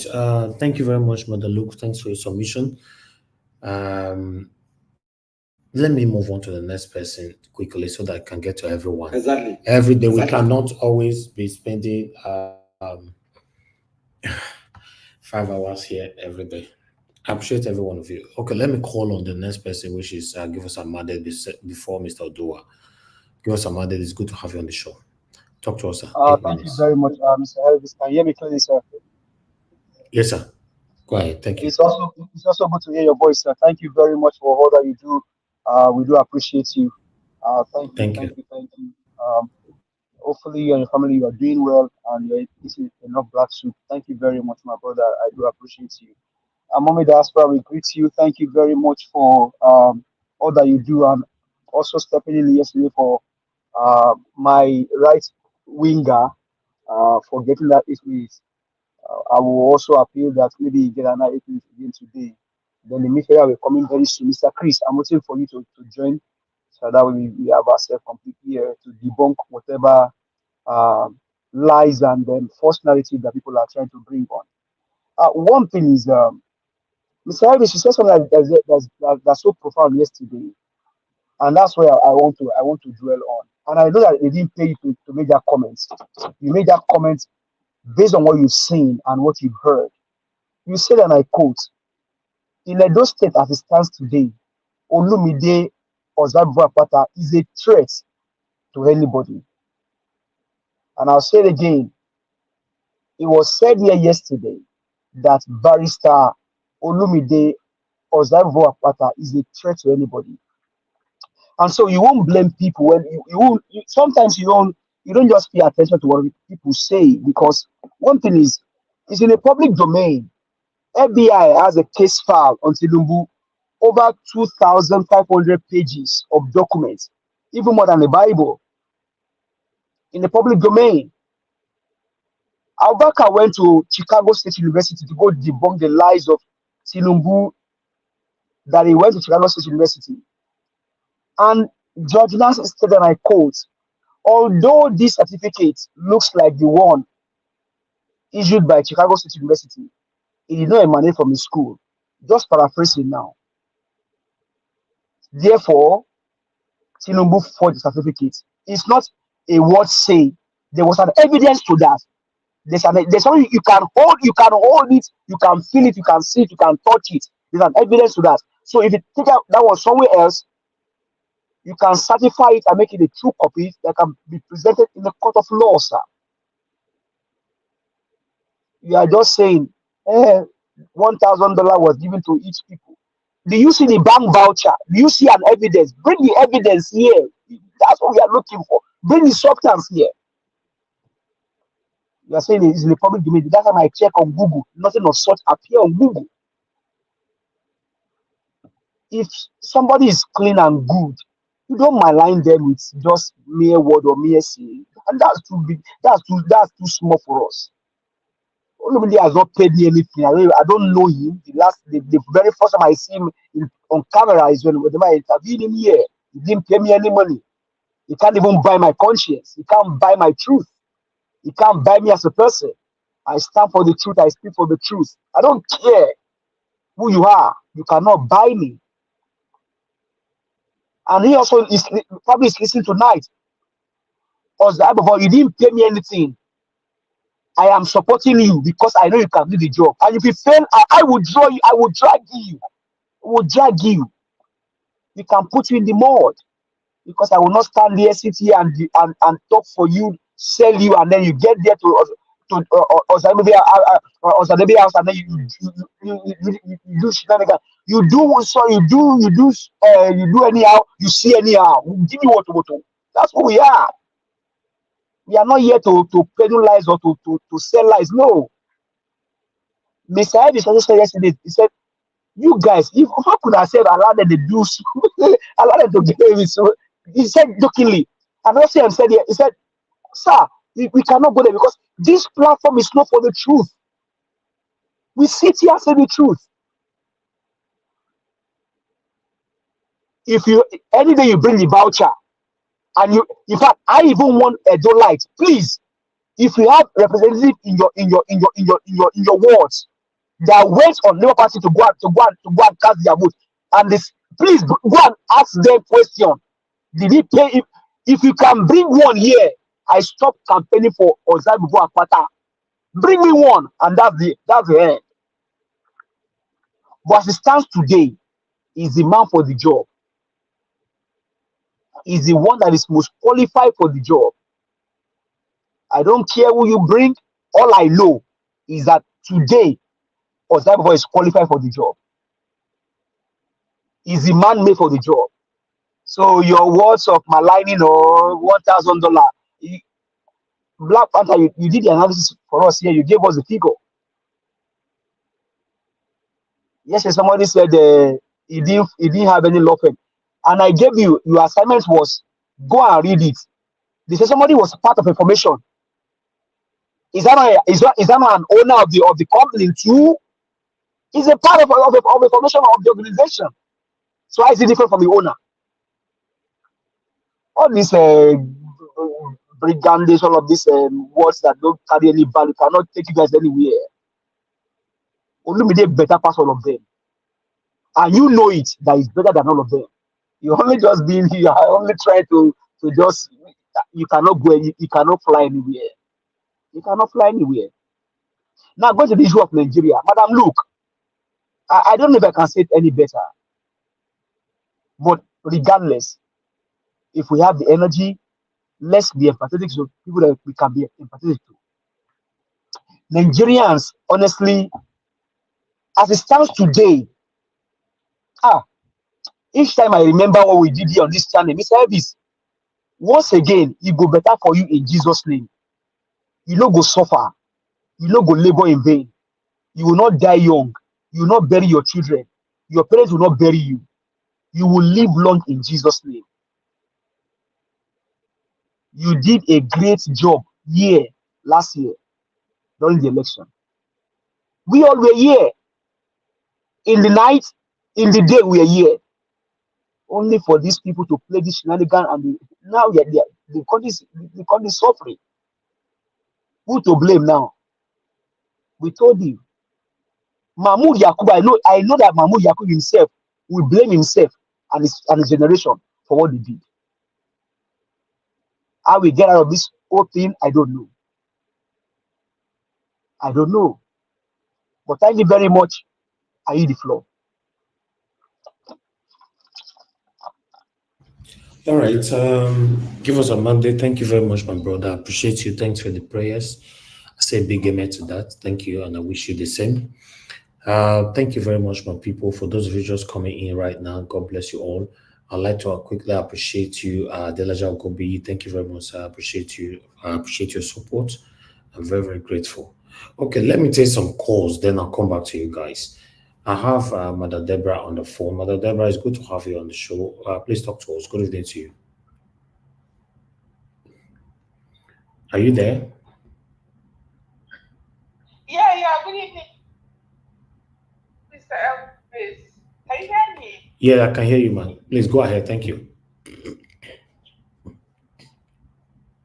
you so much for your good work. It's been a while. I've not called into the program, but I've been listening and following up. You're doing a good job to the program of today. I just want to start by thanking Eedris Abdulkareem for calling out the hypocrisy of Pastor Enoch Adeboye, because so many of us saw how active he was and how very, very vocal he was during President Goodluck Jonathan tenure, when he was pushing hard to bring his APC government to power. You know, it's high time. A lot of Nigerians, the main problem, some of the problem we have in Nigeria is hypocrisy. And I know, Mr. Elvis, you have spoken a lot about it. When we see things that favor us or the person we like doing the wrong thing, people are afraid to criticize them or call them out. But if it's somebody else, they are very, very quick to call them out and criticize them. Until we begin to criticize people, no matter who they are when they are wrong, things will never change. And I'm glad that at least somebody is calling him out for that level of hypocrisy. And to think that a man of God that commands so much authority with so many followers could be so this hypocritical, I mean, it's mind-blowing. We all saw during Goodluck time, he was very, very vocal. He came out condemning Goodluck. At that time, things were not even as bad as this. And now, suddenly, because of tribalism or whatsoever, I don't know what his reasons are, he's been mute and saying it's a spiritual problem. So I think it's high time that people with conscience should call out this hypocrisy and call out Nigerians. Most of these pastors, when they are being hypocrite, regardless of whether they are you are a member of the church or not, when you see what is wrong, otherwise things will not change. When they do things, when they act in ways that is not dignifying, look at people suffering, and he cannot even speak. But during Goodluck time, because of tribalism, he was going after Goodluck. And now suddenly things that are worse, and he's keeping quiet. You know, it's very, very hypocritical. And those of us who saw how vocal he was then and seeing comparing to what he's doing now, I mean, the level of hypocrisy is just too open. And those people who don't want to talk, it's up to them. If they want to be treated like that, or if they want to keep quiet when their leaders are wrong, then it's up to them. But I think it's right time anybody with conscience should call him out for what he's doing. One of the problems that we have in Nigeria is religion. And whether they like it or not, people's eyes are beginning to open. People are beginning to see them for who they are. And very soon, the eyes of many people will be open. Then, thank you. Quickly say something about your time is up. What Edwin Clark said. I mean, regarding people with conscience begin to speak out against the injustice that is melted on Nnamdi Kanu. You know, it's too much. And regardless of whether you are an Igbo man or not, if you have conscience, it's high time people begin to call out the government, you know, to free this man. Thank you, ma'am. An injustice to one and thank you. Justice to all. Thank you so very much, sir. God bless you, man. Thank you so much. Thank you. All right, I would like us to move on right now. I appreciate every one of you right there. Thanks for your time with us. Do your part. Let our voices go far. Let me call on the next person, Mr. Odua. Mr. Odua, please, I'd like you to talk to us. Good evening to you. You have 8 minutes. Good evening, Mr. Nanjawash. Good evening, all the panelists. Good evening, all the commenters, the listeners, and the viewers. Well, thank everyone. And I just want to applaud Eedris Abdulkareem that he be calling some people, some brotherhood, to come and talk against their fellow brotherhood. You see, what many people did not know in Nigeria, or that geographical zone called Nigeria, or the Africa experiment of white called Nigeria, the people that are in that position are the brotherhood.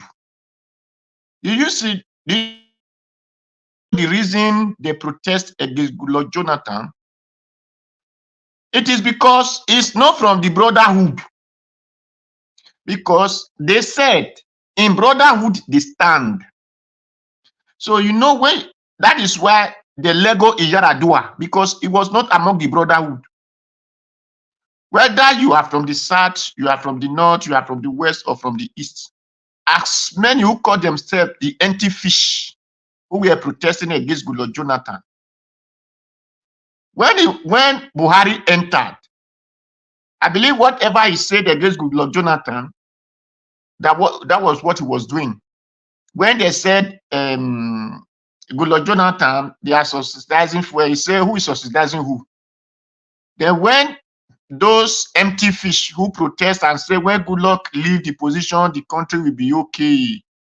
When Buhari enter, who want to make $1 naira to $1, who want to be paying students and pay jobless people. When he enter, he that was complaining about subsidy said he was paying subsidy. And he was the one who asked who is subsidizing who. So then those is group those is empty fish who protest against Goodluck Jonathan. None of them protest against him. When there was no road to go to from a village to village, from city to city, from local government to local government, when Buhari give all his brother Baba to relay people on the road, on the highway, on the local way, on the farm, none of these empty fish come out to speak or to talk or to protest. But they were the one carve coffee in time of Goodluck Jonathan and said Goodluck Jonathan is the bad, is this, is that, when he leave the position, because he did not belong to the brotherhood. That is why you see Obi today, they don't want him for that position because he did not belong to the brotherhood. So those who are in the brotherhood, when they go there, whatever they like, they have to do. They don't care about me and about the country which they claim that they want to serve, because the country did not even amount to them. To them, the country is nothing. It's just for, as a brotherhood, just begin to punish the people who hold their father's land. So Pastor Adeboye and the other pastors and the processor, which people call professor, all those processors who could not even do practical, just to come and talk another man language and write the history they did not know, they did not call them great people. Whereby the greatness is supposed where human used to live, but their own is just to talk right nonsense. Then they say they are great, and people start respecting them, calling them professor. They are just processor. All of them belongs to the brotherhood. So that is why if they did not belong to the brotherhood, they will have protested against Buhari. Buhari was not a Yoruba man. Let people not say it's tribalism. No. They were Christian among them, they were pagan among them, they were Muslim among them. All of them belongs to the brotherhood. So let people not say it is religion. No. It is a society who hold the people who owns the land bound. So when you belong to that society, then you can do whatever you like. If you did not belong to the society, they will shake you. And that is why they shake Goodluck Jonathan. Goodluck Jonathan know that the shakiness was too much. He said, I have to leave this place so that they will not be legoing people in my name. They are lego people in the name of Buhari. He doesn't care. They are legoing people in the name of this one. He doesn't care. Because it's a brotherhood where we say win-win of brotherhood. So people should understand that they are just using Nigerians to make money for themselves, calling themselves that religious leader, whatever leader. They are all brotherhood. So that is it. And that is why they are still holding Nnamdi Kanu, because he did not belong to the brotherhood. Whoever did not belong to the brotherhood and you want to shine in the country, they will make sure that they damage your reputation. So people should understand it today that the people that is destroying the country and they are the one they call leaders. they call their leaders. They are all brother with their society. They are secret court people, secret court of the British. The British make them so, and that is who they are. That is where they whatever they want to swear oath, they say they swear with Bible or Quran. Why do they not come and swear with the juju in my village? And see, why do they not swear the juju of the land? And see if they try this nonsense, if there will something will not happen. So, my people, you should understand that it's brotherhood that is punishing you. And as many who think that this empty fish will come out to come and talk for them, they will not come and talk for you because it's their member and he's doing their bid. So that is all I have to tell you people. Thank you. All right, Mr. Doa, thank you, sir. Thank you for your submission. God bless you. Thanks for your time with us as well today. The last person on the panel, I guess, okay, Oga Chris. Oga Chris, it's good to have you on the show, sir. Good evening to you. You have 8 minutes. Please talk to us. Oh, good evening, sir, Mr. Nanjaroch. It's good also to be with you on this panel, and it's good to know that I have a very unbiased somebody like you that can say the truth at all times. Thank you again for the rebuttal yesterday. Yeah, and for speaking what Barrister Olumide Akpata told you, and for also reassuring all of us that your initial outburst was in order. Yes, we all agree with that. And thank you for your humility. Good evening, everybody on the comment section. I will never fail to commend you guys there because, like I said, you always throw a different perspective to the discussion that goes on this panel. And the people that are on the panel with me, I say good evening to you all. It's good to share the same cyberspace with you guys. And I believe as we continue to cross-fertilize our ideas, we'll keep learning from each other without any iota of malice or disdain for one another. And the Nigerians listening to us all over the world, let it be known to you all that whatever we are doing here is for the benefit of the country, and we are seeing things from different perspectives. And talking about perspective, Madam Luke, yeah, I cannot stop thanking you for the perspective that you bring to this panel most of the time. You know, you talked about unity. Actually, that is the bane of the problem of the country because everything we are discussing today, let's assume we are all united as Nigerians. There will be no need for we to even be talking about what Adeboye said or what he didn't say because in the first place, Adeboye could have been speaking for Nigeria. In the first place, nobody would have allowed somebody like Buhari to become the president of Nigeria. In the first place, nobody would have allowed somebody like Tinubu.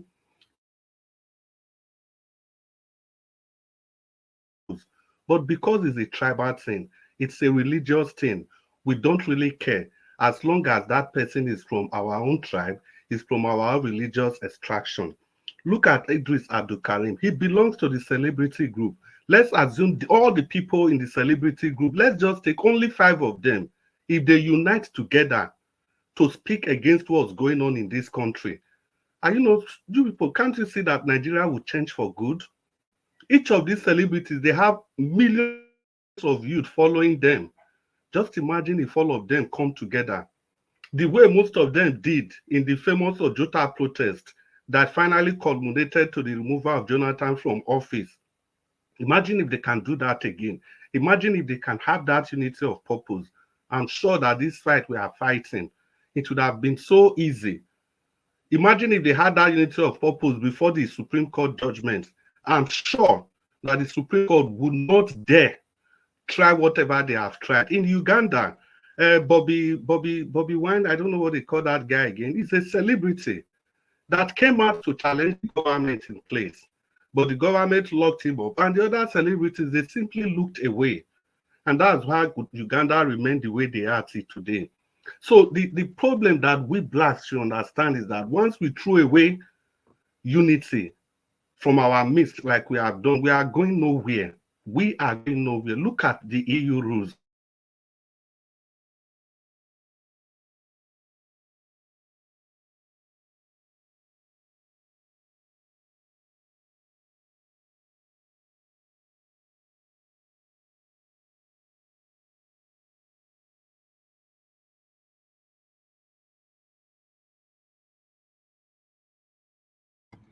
Can anybody hear Oga Chris? No, it's not. You don't No, hear I him. think it's still there, but maybe his network. Okay, I thought it was my network. Oh. Me too. I don't understand. Okay, Oga Chris, we can't hear you anymore. We need to move on right now. So sort yourself out and come back for your final submission. Thank you very much, my people. I don't really want us to waste time here today. So I'd like us to just start with our final submission with Black Panther. Sir, please give your final submission 4 minutes. Okay, thank you, Nigerians. God bless you for giving us this short minute to just hear out our voice so that people can learn from us. And we are learning from each other too. I want to say something here. We are here to learn. We are not advocates. Neither are we people that saw tomorrow. We are not Methuselah. We are learning from each other. As we are learning, people are hearing and they are getting information so that they can fine tune what they have inside and get ready for the future. And what is the future? Is to take back our country. Now, Mr. Jonathan made mention of something, and he was using the lawyer in person of Okonkwo to explain what is happening in Labour Party, as in quote. Now, I want to explain it. What I believe Okonkwo is listening to us. If you have a substantial fact, and this fact, there are two ways. You might have a substantial fact on paper as an evidence, and you can have a verbal substantial fact by gotten from the accused confession during investigation. Now, the so-called party members that were in social party that moved, they used one party to take a seat in the house and now move. That is against the law of Nigeria. Now they have to vacate their position. Now, before they did that, they verbally spoke it out that they are vacating and they are no longer a member of this party. That is a substantial fact made by the person they are accusing to vacate. That one is on the public domain. You don't need further investigation to take that. Now, if somebody is accused of stealing or giving money to someone illegally to lure the person to get something from, or obtaining by trick, now this is it. It's a criminal offense. Now you need all the proof in the world that you can get to nail this criminal. And one, you have to bring physical evidence, whether it's paper, whether it's somebody that will come and speak and bring out everything. You need that. Now you cannot say because this man gave money, it's in the public domain. Somebody said, oh, he gave money, it's in the public domain. Then you now use that public domain and come to a judge and expect a judge to say that man is guilty and in jail for 10 years. That is not the law. You have to prove to the judge beyond reasonable doubt that that man is indicted and is a criminal. And this is the evidence. He gave this man the money, and this is the money, or this is the account where he went to, or this is somebody that he gave the money to, and the person came that he gave me this money, I lay into my account, and my account number is this, so, and this is the money. Those are substantial facts. But you cannot use what he said and juxtapose what happened in Labour Party. So that's what I'm trying to educate. So me, I'm not going to speak more because I've already put out a word out there to my principal, President of Olumide Akpata, to spare us 1 hour to come to the channel because we are about to enter the second phase of the struggle to make sure that we convince the people to see from our side, that we have somebody that has not been dented in one way or the other, so that we can all say we have a new Edo state. Thank you, Nigerian Watch, for giving us this opportunity to speak. I want to thank everyone, and let us do it in a peaceful form. We have no, after all this politics, we are still friends. Thank you. Thank you. Thank you very much. God bless you, sir. Thank you so much. Mr. Jonathan, please, I'd like you to talk to us. Good evening to you, sir. Thank 4 you. minutes. Thank you very much, Mr. Elvis. Thank you for the opportunity. Let me quickly end with this. It's very straightforward. My brother Ujo, I've said it over and over again, that when you are inconsistent, you will speak with 2, 3, 4 mouths at the same time. The lawmakers in Rivers State, they are participants and stakeholders in the process. You and I cannot go and say it, and we say it is in the public domain. They will kick you out of court. You are a busybody. You are a nobody in that case. Because first of all, you are not a participant and you are not a stakeholder. That is why what you say can be used in evidence because you are a participant. The people that have spoken in Edo State with respect to Labour Party, they are participant and stakeholder in the process. It is apple for apple comparison of what happened in Rivers and what happened in Edo State, what we're talking about here. And I'm glad you talked about paper documentary evidence. Of course, there was no documentary evidence in Rivers State. If there were documentary evidence, PDP would have presented it. It is only the word of their mouth that are electronically available. And it is strong, it is potent because they are participants. They are stakeholders in the process.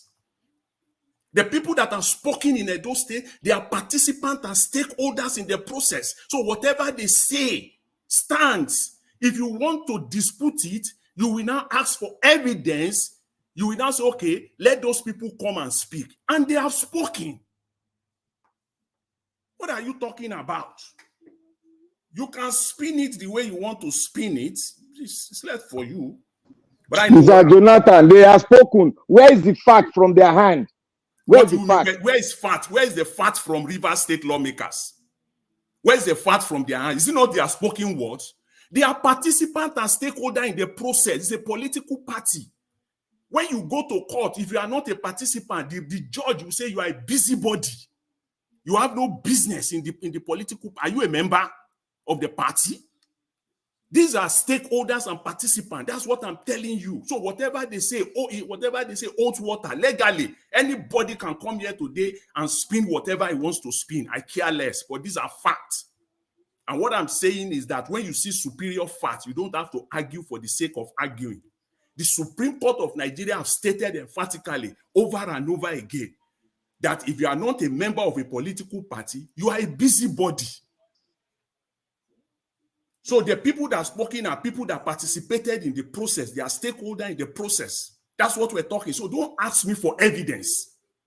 Don't. It is like you have. It's like, yes, I said it earlier. Catch me if you can. Bring paper evidence in this 21st century. No. The court will say you are a participant in the process. And I will end with this. Did Atiku pay delegate in 2022 or not? Have you not spoken about it here? To win the PDP nomination? Did Tinubu pay delegate in 2022 to win the APC nomination? How many delegates in PDP and APC you have seen come out and say they collected money? That's what you are waiting for. Catch me if you can, right? That's Nigeria for you. But that is the law. That is the law. That is what you are waiting for. That is, Mr. Jonathan, that is the law. You cannot force this through the throat of That is the law. You cannot force it. It's the law. What are you talking about? You cannot force this one through the throat of Nigerians. You are saying you are participating in the... See, now, the thing is that don't interrupt now. If you want to ask questions, then we can do it. Because why you know that people cannot take facts is because when they hear truth, they will interrupt you. Then you know that they can't take facts. When you talk, I listen to you. They are interrupting you. Does not mean they cannot take facts. You are talking about facts. They are asking you for bring the evidence. Which evidence are you talking about? Where is it today? Is it the NMB guy? Where is it today? Is it here? Where is it? Go and bring them. Come on. I'm going to interrupt you too. Mr. Jonathan, your minute is up, sir. Yeah, thank you. These people can't take facts. You Thank just you. come here All because right. you are defending somebody. You'll be speaking with 5 mouths at the same time. Thank you, Mr. Elvis. All right, Mr. Jonathan. Thank you, sir. Thank you very much. All right, Abdul Malik, if you're there, sir, your final submission. Thank you. Yeah, good evening, Nigeria Watch. There is something, I said this before. There is something we don't use for comparison. Let me tell you one thing. When you have case in a court, you must provide evidence. Without evidence, you cannot win that case. Because you know why? Some people must say something against you because of hatred or jealous or many things, just because they want to bring you down. Why the judge or the prosecutor will ask for evidence to really show if really that is true. Without evidence, you can never win case in court. Lie. You cannot say something with mouth and win that case. It can never possible. That's why court, it takes time to investigate case so that they will really see the evidence to prove. And let me tell you, this is not true. You know why I said you is that now we are in life, we are in modern life, digital everywhere, camera everywhere, smartphone. There is no audio that leak. There is no camera. You understand what I mean? There is no audio that leak. There is no camera. There is nothing to show how many months. They are just saying money exchange hand. How can we believe? I can lie. I can say something anyhow when I like, understand? But what is the evidence to prove that is true? There is no evidence. Probably it's lie. Because now we have smartphone everywhere. If anything is happening and happen anywhere, now you can video, you can radio, understand? You can audio, you can video. There is that is not true. It's not true for me because how many months? There's no evidence to prove that the money exchange hand. No audio, no video, nothing to show. They're just in money exchange. How can we believe? Thank you very much, Elvis. Talk one something, I beg. 1 minute, 1 second, sorry, 1 second. Hello, Mr. Odua, please give your final submission, 4 minutes. Go ahead. Use the 1 minute. Talk for yourself. Thank you. Mr. Jonathan, Baba Jonathan, thank you very much. And Black Panther, thank you. Baba Jonathan, when you go talk, they go look for evidence. That will be the law. But when they go they talk, Nigeria will become lawless country. So there is no evidence. So that is waiting with the face for the country. One side, now so the law they talk. The other side, the law not they talk like that. So because the country not be country, so the law not they work. So anyway, now the place where we find ourselves, since we are dwelling under brotherhood, where the law only punish the people that the law supposed to be protected. When the security people who supposed to secure us are the one now putting us that bail is free, but if you go to their place, you have to pay before you leave. So those who supposed to be soldiering us are not the one marching us down. So that is how you find, that is what you find in something like that. So when one side talk, they say, go and bring the paper evidence, go and bring the video evidence, go and bring. Will it go to the market and bring the evidence? I want to know. Will him go to market and bring evidence? If the judge of the country can say, will they go to market to go and look for evidence? Is it then our brother who is now saying what happened? That's why we was not there. And the group of people who the thing happened to have broken their mind. Then you are not telling him to go and bring the evidence. Okay, he was not there, but you were there, right? You were there. You are going to tell those. Hey, let me talk. Go and tell those people that those things happen to bring their evidence out. So not the one who is talking, because you that is talking, were you there? Did you really know what happened? That you that is asking for evidence, were you there? Do you know what happened? So Black Panther was not there. Were you there? So where we hear the transformer make boza. So all these things. I don't know these things. You're laughing too. Mr. Odua, I don't know the money, but I don't know the money Beta Edu stole from them, that they are calling ahead. So you won't know the money she said now, right? so all these things, all are alleged. All are alleged. So the only thing we need is the only thing me I need is to have a better adjusted. Whoever that become the governor, make sure that the person that sold our bill as May factory go and lock him, because we did not give him the permit to sell our property. On your pillar. So after those who sell our property, who sell the children future, who sell the great children future, who sell our father property, who arrest them and put them in jail. And those people who buy who buy those things are stolen property. So those are the people who buy stolen property. Recover our stolen property from them. Those are what I'm interested of. So all these things, that this one pay this one did not pay this one. Nigeria not be bribe and corruption, not be everybody did. They get sincerity for Nigeria. All of them pass through the same bribe and corruption, whether na PDP, whether na IPC, whether na Labour Party, all of them are through the corruption they pass. If you decamp from this party to the other party, if really you have the agenda of the people, or you have the agenda, Peter Obi said you will maintain the party. Why you not maintain your first party? Then you are telling the other one that the other one will have remained in Labour Party. Why they didn't go to another party? All the people that they are from this party to the other party, this party to the other party. Oh, now the same rope tie all of them, my brother. Thank you. All right. Did I lose my spot? No, I was just about calling you now. Oh. Please take your spot. 4 minutes. Thank you. All right. I just laugh when I listen to this suggestion today. Be like say we did for cut. We be like say we did for what did they call it? Be like say we did for comedy show. Be like say we did for skit. Talking about the law. They're using some really funny words here. The law, the court. When I get caught for Nigeria. When I get law for Nigeria. All the boxes and boxes and boxes of evidence where on a principal carry go court. What did they take a do? All the evidence upon evidence where we see crow with where Oluamo Agbero, grabber, snatcher, runner, all the ones, Gaduje, Bada. You are still looking for evidence in Nigeria. You want evidence to go to which court?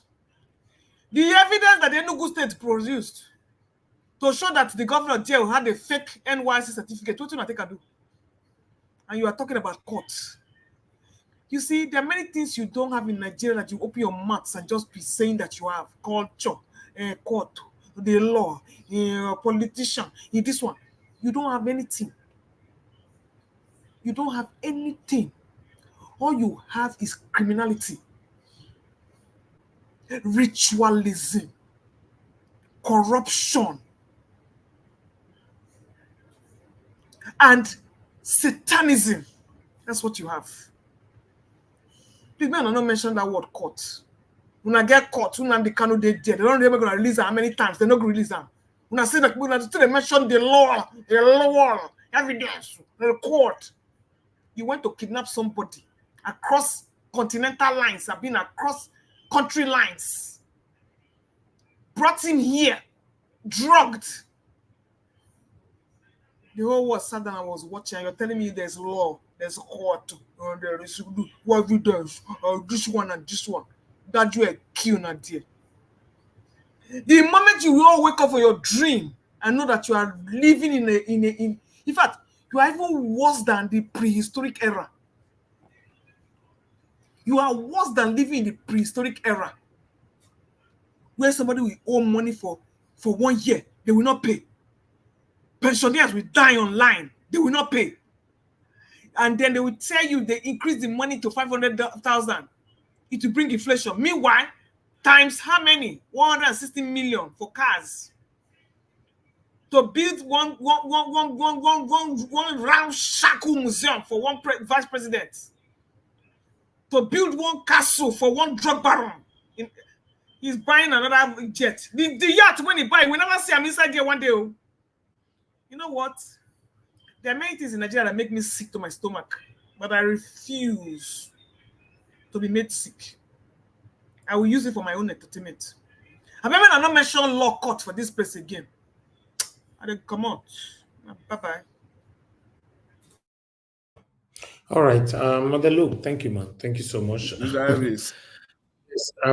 Please, please, sir, please. Madam What Luke, do you I want want to to say, ask sir? question now.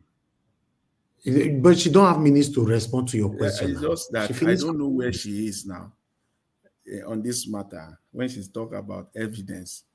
But your people here are talking about evidence now when it suits them. They ask for evidence. That's my quarrel. Let me use it quote and unquote quarrel with them. They are asking for evidence when it suits them and when they know that it is rubbish. Thank you. Thank you very Thank much. you, sir. Sorry, in the 30-second this thing. Excuse me, there's evidence for lies and there's evidence for truth. Which one are you talking about? Evidence in the Nigerian legal system. I'm talking about, are you looking for evidence for rumors or what? No. That's why I said, where are you? Which sides are you? You talked about the Nigerian law, which is rubbish. We don't have any. We don't have any, and we cannot. We don't have any. But when people are talking of evidence, evidence for what? For who? Evidence for what? Evidence at the end of the day, you have to use it in the court of law. And which you case? and I can be talking. It is your word against mine. Be specific. Be specific. Who are you trying to take to court here? No. The issue is that when people are talking of evidence, the issue of evidence is that prove it. Proof. Do you have a case to prove? First, what is your case? I don't understand. You are all over the place. Before you have a case. Madam, look, he wants to take Olumide to court because of the $1,000. Let him say it out. You don't have $1,000 for what? It's like there is no time to have this debate. No, $1,000 for what? At the end of the day, for bribing delegates. That's what we're talking. People that are part of the process, that are involved, part of the process, said that happened. And some people are saying we should prove, we should give them evidence that actually happened. I'm sorry, I don't when. Those are rumors. I don't believe in those are rumors. So everything you are saying about everything you've been talking about Nigerian government are rumors. What evidence do you have against the Nigerian government? I gave you an example. I said I'll be brought No. Bring your evidence out. Post it on the private chat so that we can see it that they have stolen ₦1 from the Nigerian Commonwealth in the last 1 year. Please bring it out for us. We want evidence. Everything about Mr. Tinubu, we want evidence. Everything about money they've stolen in Nigeria, please bring your documentary evidence out. Okay. We can prove it. I can prove it to you. On the last note, Mr. Jonathan, you have a depleted treasury. You're asking for evidence. We said you have a have you seen the statement? Yes, do you have the statement of the Nigerian government's account? From Buhari to Tinubu, what I said those are tough. Excuse me, from Buhari to Tinubu, are you in a negative? That is why Ononuga will come out and spill it out on every Nigerian because he knows that you don't have the evidence. Bring the Nigerian government statement out. It is statement that I want to see. If I don't see statement, don't tell me that. And don't lie. Mr. Jonathan, you are making people to laugh. They are laughing at you on the comment section. This is not what do you mean laughing? What do you mean laughing? Please, that is rude. Who is laughing at him on the comment section? Don't mind this man. You know, Black Panther. I respect you. You are getting to the edge, and I'm going to drop you off. If you want us to be having civic conversation, let's be having it. You did it last week. You are doing it again. I would, and once I get to that point, it will be you and I on this platform. It will not be palatable. Okay. Mr. Jonathan, is Abado not a drug baron? Hello, somebody on the phone, please. Thank you, everybody. Mute yourself now. The noise is coming from your house. Please. We'll just be correcting adults sometimes like children. I don't understand. Hello, good evening to you, Madam Origin. Please talk to us. Thank you very much for calling in. Hello, everyone. This is your favorite cheerleader, Madam Origin, calling. Mr. Niger, what you know when I do this laugh, it's like I don't want to cry, I just want to laugh. You know, I'm the only one representing the Edo people, Edo citizens, so I have my time. Mama Diaspora, I greet you, ma. Oh, by the way, all the men, yesterday was Father's Day. I listened, it was a bit listening because I was busy for my, the wonderful Father's Day. I had to celebrate that with the guy in my life. And so I greet all of you. I say all of you that are fathers, happy belated Father's Day. You all be great fathers that your children will be proud of, as my children are proud to be their father. I go straight to the point. Like I said, I think I'm the only one standing for the Edo people. And I go back to my list. Mr. Niger Watch, the great man with the candlelight, the strong arm with the candlelight, has done the best for Edo people. Edo people, listen to me. I am on your side. He called, which is the normal thing in a normal, sane country. There's supposed to be a debate where you choose from the best. But because we are in a country where the political system and political class has messed up, I tell you, when you people talk about all these political parties, if you study what is going on in political parties, you will be amazed. It's because LP is out now. LP used to be underground, and then all their nyama jobajantis were not out. If you go to GPP or the other small ones, I could remember earlier part of this, was it last year? Yes, when Abga, they had 2 factions or even 3, if you check. It's because those ones are going through somewhere. Let one prominent person that is a light go there, you see all the attacks. So where am I going to with this? If you look at the whole thing as it is going, the only thing as Edo person, I have adopted myself into Edo is that we Edo people, we just don't want the status quo, the evil that has behooved the country, including Edo. So what are we left with? I am saying this, no matter who, from the list, I have a short list, and my short list excludes Monday or whatever. As we excluded, they are not in my list because they are PDAPC, the Siamese twins, that if Edo people don't wake up and rally around one person, I insist, one person, because both LP, Africa, all of them, they are a political party in Nigeria, and all of them, they have baggage. Excuse me, because whatever that is going on, at the end of the day, the evil man they planted there has now made Labour Party something that stinks. How could Mr.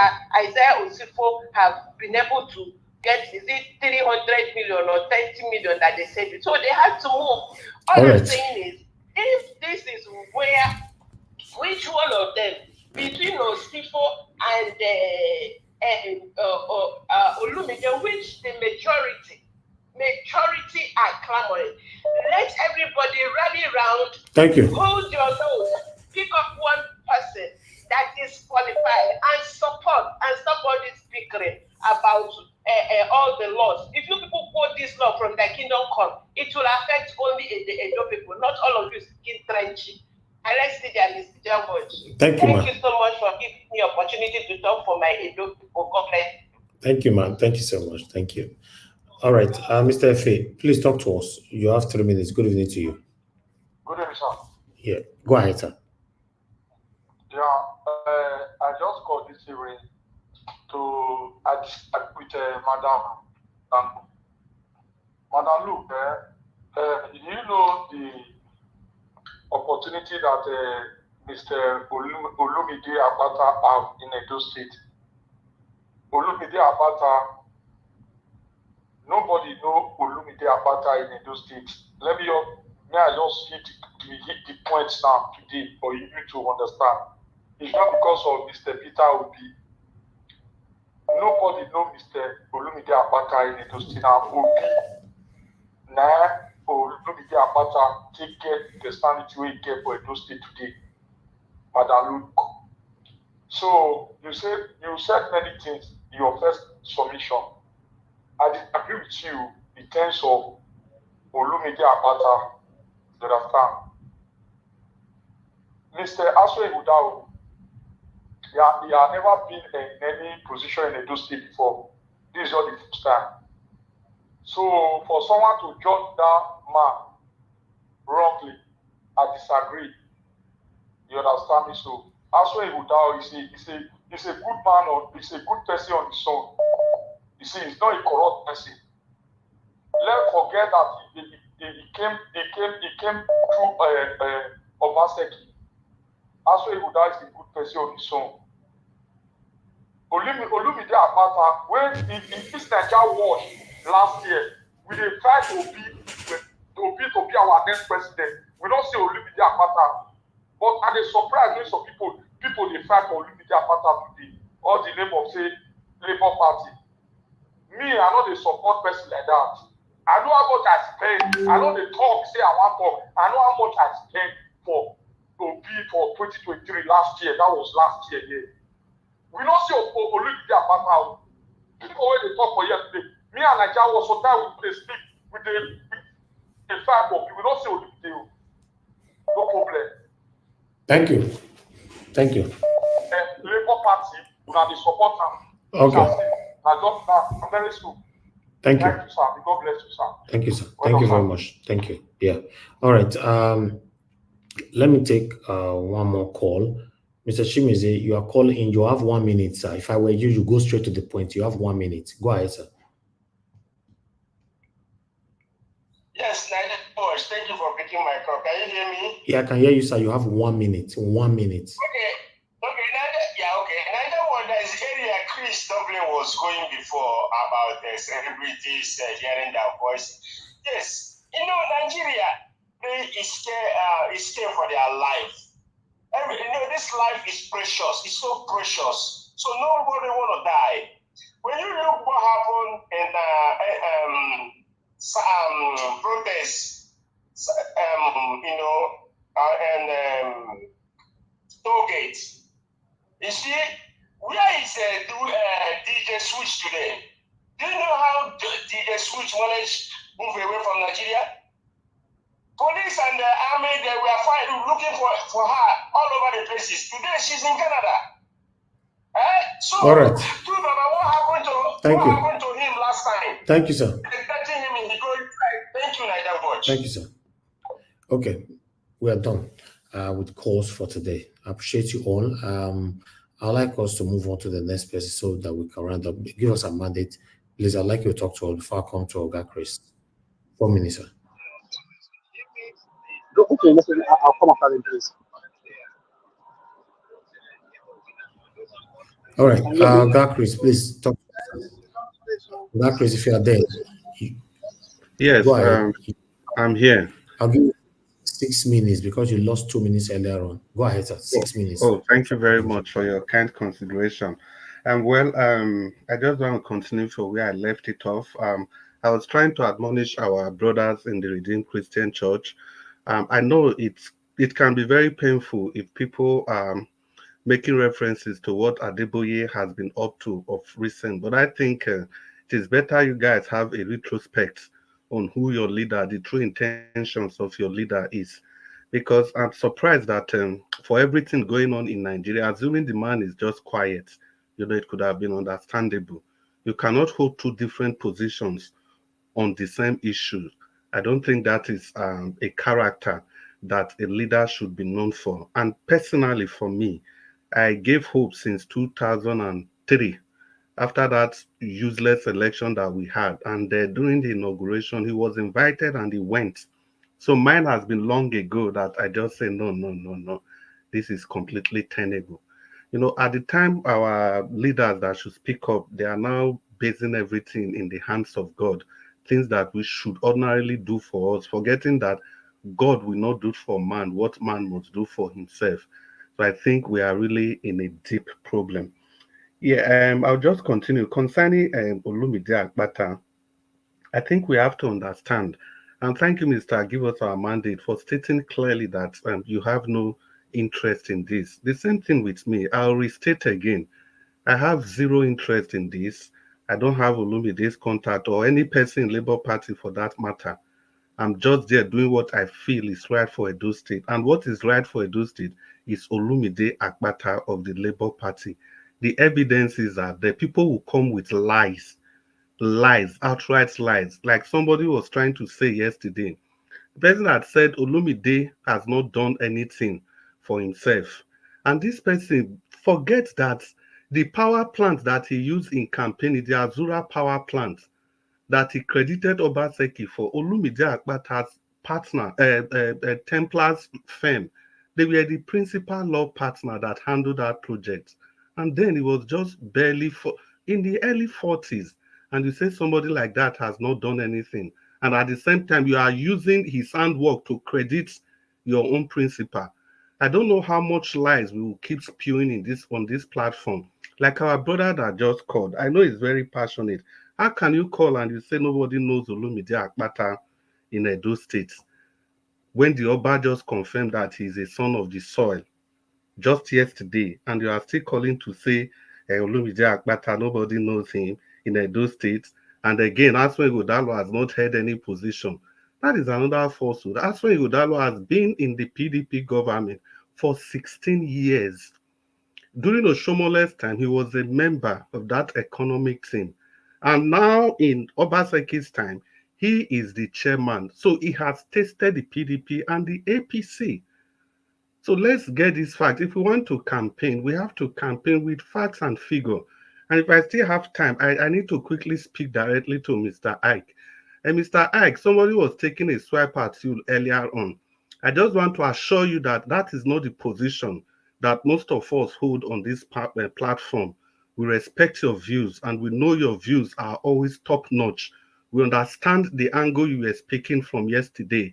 And that was why Madam Rita said when you were speaking, everywhere went dead silence. There was no drop of a needle because you were saying the truth. You were saying these things the way they are. It beats me hard for somebody to kind of equate the things going on with with the Labour Party, the Labour Party primaries with Tinubu, to just dismiss everything, everything that we know about Tinubu, and because of what is going on with the Labour Party primaries. Madam Luke asked a question. Are you looking for evidence for falsehood or what? It's not just say bring evidence. Is it evidence for falsehood? Oga Ike said yesterday that there was no evidence and he was apt. It is true, there is no evidence to that. You can't even use that to compare the PDP primaries.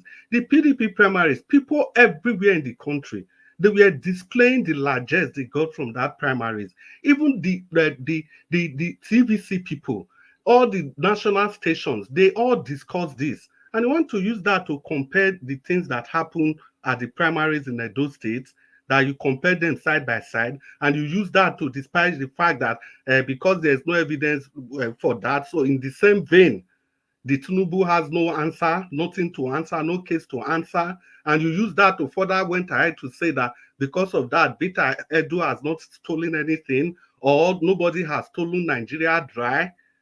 This comparison, they are mind-boggling. It all boils down to nothing but argumentum ad baculum, like using force to kind of coerce the people. It is never going to work. It is evidence. Mr. Ike, whatever it is, we that believe in you, I know we are the majority in this platform. We know your intentions are good. We know you came from a fatherly and elderly angle, and all you said were based on true intention. Now, talking about true intention, that is why we say Barrister Olumide Agbata of the Labour Party is your best bet because he is coming with true intention.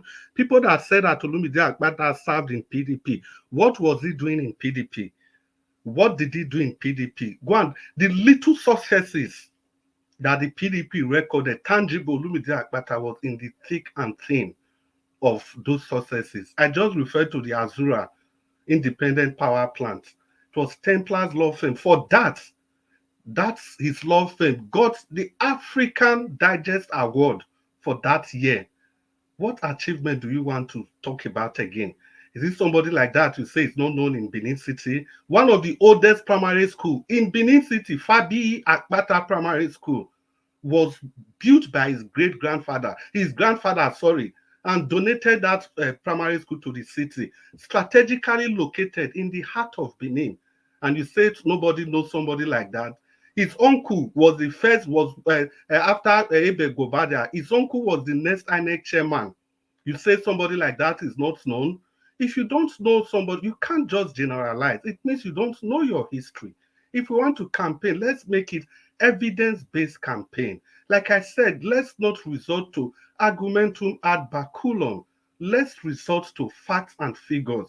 Let's resort to tangible issues. Let's resort to issues that can be measurable. And those are the issues that we've been presenting. We have told you that Olumide Akpata is an empathic leader.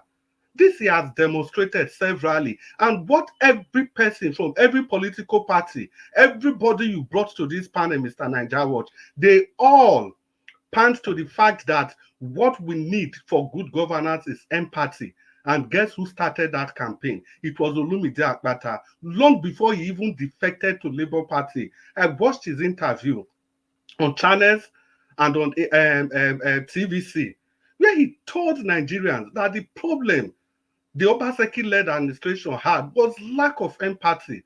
And that was why he's going to secede himself from that kind of government, because he believes in his people. He's people-oriented. People is elected to govern over. That was exactly what he did when he was the chairman of the NBA. He listened to the people and he brought reforms in the NBA. That is not contestable. I know somebody will come to say, what has the NBA got to do with governance? It has everything. Olumide Akpata is a commercial and criminal lawyer. If you talk about commercial, that is everything. Commerce, from agric to investment to anything you talk about that can bring about money, business activity. Then he's also into criminality. Anything, any negative thing you want to do to kind of rob the people or do anything evil, he's an expert in it. So if we have somebody like this, tell me why we will not give him a chance. Why exactly? What are we still campaigning about? Like I said, in my view, I believe now there shouldn't even ought to be any division at all. We all know that the PDP and the APC, they are the same thing. They are birds of the same feather, completely birds of the same feather. So we should all rally round the candidacy of Barrister Olumide Akpata. He holds the key. He's the only person that is different in this race. The rest of them, it's a generation of godfatherism. It's a generation of clannishness. It's a generation of just a group of people. We know the tripartite people, the triad, the three of them, Obaseki, Oshomole, and Daswe Godalo. They have been in the thick of things in Edo State for 16 years. It's not wonder that Sterling Bank has been the person, the bank, handling the businesses and the activities of Edo State. And now you want Daswe Godalo to come. So how are we going to recover all the funds? Mr. Jonathan, you first stated here that Edo State was owing close to 500 billion. And the PDP people, they try to defend that. But today, nobody is even in the position to defend that. But what they are saying now is that, oh, okay, if you take it, as long as you are using it to develop the state. And that brings me to the second question. For those of us that are saying that Obaseki has tried in terms of what? You give somebody 10 naira, he's able to do something with 1 naira. Can you say that person has tried in all sincerity? We are not looking at what Obaseki has done. We are looking at the funds that has accrued to the state by borrowing or by earnings, and what is on ground, what he can show that he has done with those funds. Those are the things we are looking for. Those are the exact indices we are using to judge his administration. And like I said repeatedly, if I base my judgment on that, his administration failed woefully. Madam Rita gave him 5% yesterday, and that woeful. I'll just conclude by saying, Edo Light, both Barrister Olumide Akpata, every other alternative, they are falsehood and baseless, and they cannot lead us to anywhere. Good evening, Mr. Nanjawas. Thank you for the 2 minutes that I lost, that you gave back to me. Thank you so much. Mr. Elvis.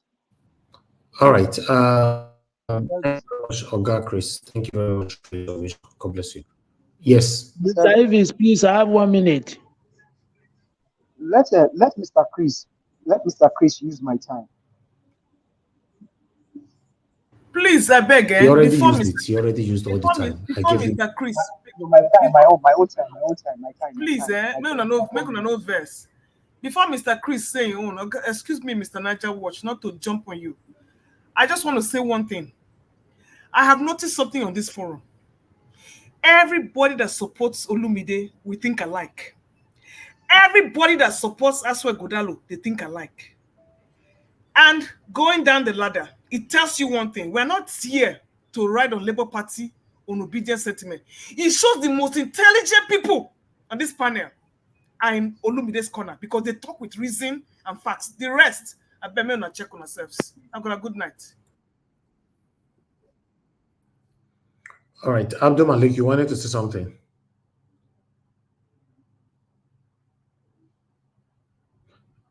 Abdul Malik, you're not responding. I told you call earlier on, so I need to move on. Yes, I want to. Sorry, I did not much. Please, Jonathan, I send you something proof about Peter Edu. Please check it in private chat and send me something similar like Akpata when I exchange money, please. What did you send? I didn't understand what you said. I send it. Check in private chat. I send link. Thank you. All right, Oga Chris, you have an additional 4 minutes from given to you by Give Us a Mandate. Go ahead. Yeah, well, thank you very much, Mr. Anjawas, for your kind contribution. Before you continue, let me just tell Mr. Ife, honestly, I won't say I'm disappointed in you saying that. Well, Mr. Chris, carry on, sir. You have the floor. Yeah, well, thank you, Mr. Anjawas. Please, let me please before you go, please, before you go, let me respond to Mr. Abdul Malik. Please let me respond to Mr. Abdul Malik. What you posted on the private chat. It's like you are as confused as any other person. There is no evidence of any money linked to Beta Edu's account. Okay, I want that evidence from you. Let's begin to chase the rats into the rat hole. Bring the evidence inside Beta Edu's account. Money paid to people, other people in our ministry. That's what you are telling me. I want paid the money. Who divided the money? Is it not she? What she has the one divided the money to the account. The fact that people are talking about no, is the one that divide the money to the account. Jonathan, you need a law to compel her to bring her account number. Jonathan, you know the law now. What are you people talking? Don't talk about evidence again. If you want this to lie, don't mention when people talk in Nigeria in matter of impropriety and corruption. If you talk about evidence, you will go nowhere. Okay? You will go nowhere. That is my problem with you people. You are speaking with 2-3 mouths. No. You are not right. You are not right because it's the one that divide the money to 50 accounts. It's the one that divide the money to the 50 accounts. What do you mean? What are you saying? Can I move on? Is anything linked to her directly? Hello? If anything, why is she not in court today? Has she been convicted? Mr. Jonathan. Jonathan. Yes. Mr. Jonathan. Yes, I'm here. I'm hearing you. Thank you, sir. Thank you. No. I'll be saying stop. You people don't seem to respect that word stop anymore. You know? Right. Thank you, sir. All right. Mr. Chris, you have 3 minutes. Please go ahead. Okay, Nigeria, yeah, I was just thanking you for the kind consideration and yielding to our request.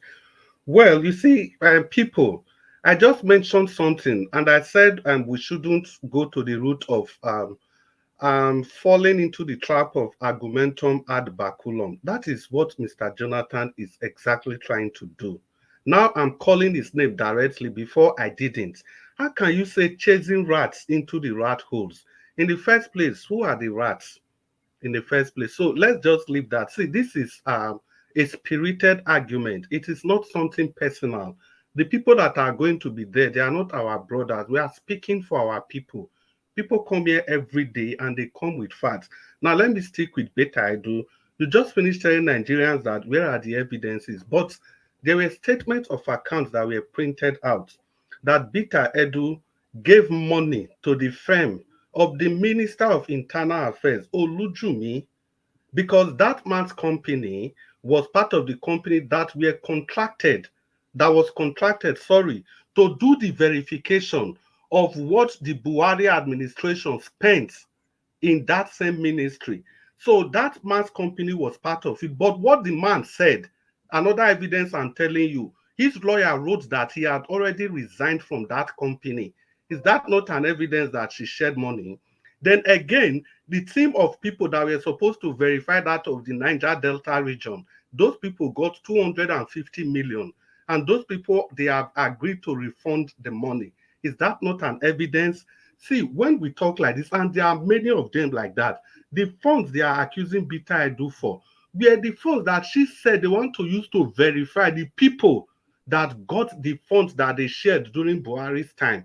That was the uproar. And she wrote a letter directly to the chief of, what's her name? The chief of, the head of the service, civil service, the head of the civil service of the Federation. It was that lady that minuted on that letter that this amount is way beyond the pay grade of Beta Edu. These are public documents. So I don't know which other evidence you are talking about. I don't simply know which other evidence you want people to present. See, there's a difference. Do you want people to present evidence like Madam Luke said? You are dancing around the bush. No, I'm not dancing around any bush. I've told you that there's a difference between presenting evidence and the evidence is not clear. I'm not speaking French. During Peter Obi's time, during the Supreme Court, what happened was that the evidences that Peter Obi and the Labour Party just dancing around the bush. You the can say whatever evidences you want were to not say. accepted. You are not eating. You are not different eating. You from are asking spinning. somebody to bring evidence when the You are just evidences spinning. not Yes, there. you will have to bring evidence that now. were presented were not You will accepted. have to bring evidence. And the FBI, talking about Tinubu, the FBI, they published a report on Tinubu, 2,500 pages, and in all, they blocked his name out of those papers. I'm not talking about Tinubu, that. I'm saying that is you are talking about a different thing. Mr. Jonathan, Mr. Jonathan, listen. Oga Chris. This is politics. You cannot muzzle me out, even if you are, even if 20 of you on the platform, you can't muzzle me out. You see, I'll just go back to my you. principal. You might think that somebody said people that are supporting Apata are the intelligent people. To drag Edo State forward. Right on your intelligence. We don't need any person that is timid. Olumide Akpata has demonstrated his bravery. You are even talking about, you see now, you are a political spinner. And this is you are talking about law now. You said Olumide Akpata has worked in different areas. No matter what how has that got to do with governance, my brother?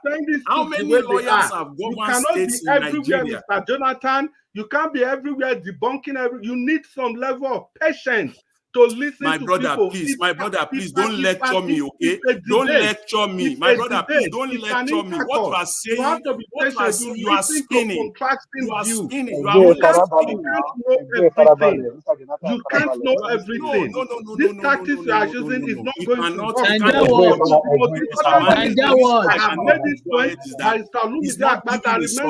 He's lecturing me, and I cannot take that. So stop lecturing me. Nigeria was sir. Nigeria was sir. Why are you not talking about the PDP people? Please, you are lecture. Don't lecture me yet, Chris Dublin. Don't lecture me. Just speak. Nigeria was sir, please. I don't know if you Jonathan, you are able to lecture us on economics. Why you say somebody should not lecture you? What are you? Are you an authority? You are mixing. There is nothing like if I say something, what are you saying now? You say I lecture you on economics. If I say something, if you don't agree with it, bring it on. You are not going to get tired. You are not going to be beat by your voice. You are going to continue saying it the way it is. No. The reason I'm saying is that you are all in the same camp. You are agreeing with we have all the activities that he is doing now, and we have the activities he's going to do in the future. See, Mr. Chris, any accusation you people bring not against speaking him, is not the Oba just told the Oba told me yesterday that Olumide Akpata is the son of the soil. No, speaking is not the thing. What must we need? What must we need? Let me leave you people to it. You can. The Oba told you yesterday that Olumide Akpata is the son of the soil. What more do you need? You know, in the Nigeria was, please. I don't know if you can pardon me. If like people don't like Olumide Akpata. Grandfather, please, 1 minute. Nigeria was, please. If you can pardon somebody to read that link I sent, so that you will see. I read it now. It's not you. It's not you. Nigeria was. Pardon someone on the panel to read it loudly so that we can hear. Bring it to the panel and let us read it. Whether it is not what I'm, whether anything is linked directly to Beta Edu, but everything is linked. Is it not the one that said the money there? What you don't know is that one thing to link anything to somebody's office. It's the one that sent the money to the account. Mr. Jonathan, if there's a crime, if you are linked, Mr. Jonathan, if there's a crime, you are linked to it, you are a suspect already. You are a suspect. That is it. That is why she was suspended. Not suspect. In your own party, when there are allegations, did anybody step down? That's what we're talking about here. Even the APC you are talking, they are even better off. You are just doing good things around. Can you give me the evidence? When somebody give you fat, you will turn around again and say something else. Even in the APC you are talking about now, Beta Edu was suspended. See, even on this news report. Mr. Jonathan, Olumide Akpata is the elder brother. So just relax. Olumide Akpata is the elder brother. So relax your mind. Where's your candidate? Where's he? Where's your guy? Call your candidate so that we interview him. You want to listen? I will tell you now. That one that Mr. Chris have been talking about in the last 2 weeks. Let me address it now because we are also talking about it. That candidate, Paul Okugbowa, is all over the place. I will bring it out for you. He has lost. Okugbowa not go win election for Edo State, Oga. No, talk with him. He not go win election. He was in the palace yesterday. He was in the palace yesterday. So Paul has lost. Paul Okugbowa is where is always at the place that matters. He's in Edo State. Really? Look, Mr. Jonathan, let me tell you, APC is ready to rig. PDP is ready to rig. We, Labour Party, are ready to pass through the normal channel. If they give us, we give them. But these two parties are ready to rig. What would they do? What would they do? Give us a mandate. Please wait. Let me tell Jonathan something. What? You see now, you say the account did not link to Edo directly. Yes. Did the money walk into that account by itself or somebody send it there? You want to prove, you want to see it doesn't work like that. See, that is why Jonathan is not an investigator. He doesn't know how to investigate. The judge will ask you. So you are an investigator. If you are linked to a crime, you'll be prosecuted. Don't you know? Now you are talking about evidence now when it comes to Beta Edu, right? No, the Oba of Benin called Akpata son of the soil, and his candidate is nowhere to be found. So I like you continue to talk on Akpata because you are helping me to amplify my candidate. So continue, sir. I just like it. You also can continue. Okay, in your party. You know, when 2, 3 people are talking, they are all in the same book. You can be lying to yourselves all you like. Mr. Jonathan, YPP. Make I state and clear for you. Mr. Jonathan, let me give you one statement. YPP no fit win Edo State gubernatorial election. Let us put money on top after this debate. The same way Labour Party could not win 2023 presidential election too. The same Labour way Party has a brighter chance than YPP. What did they talk now? No, That will be factual now. I have to just oppose it. I have to. The Labour Party won 2023 election. They rigged the election. They rigged the election. Labour Party won. Yes. Wait Mr. until. Wait.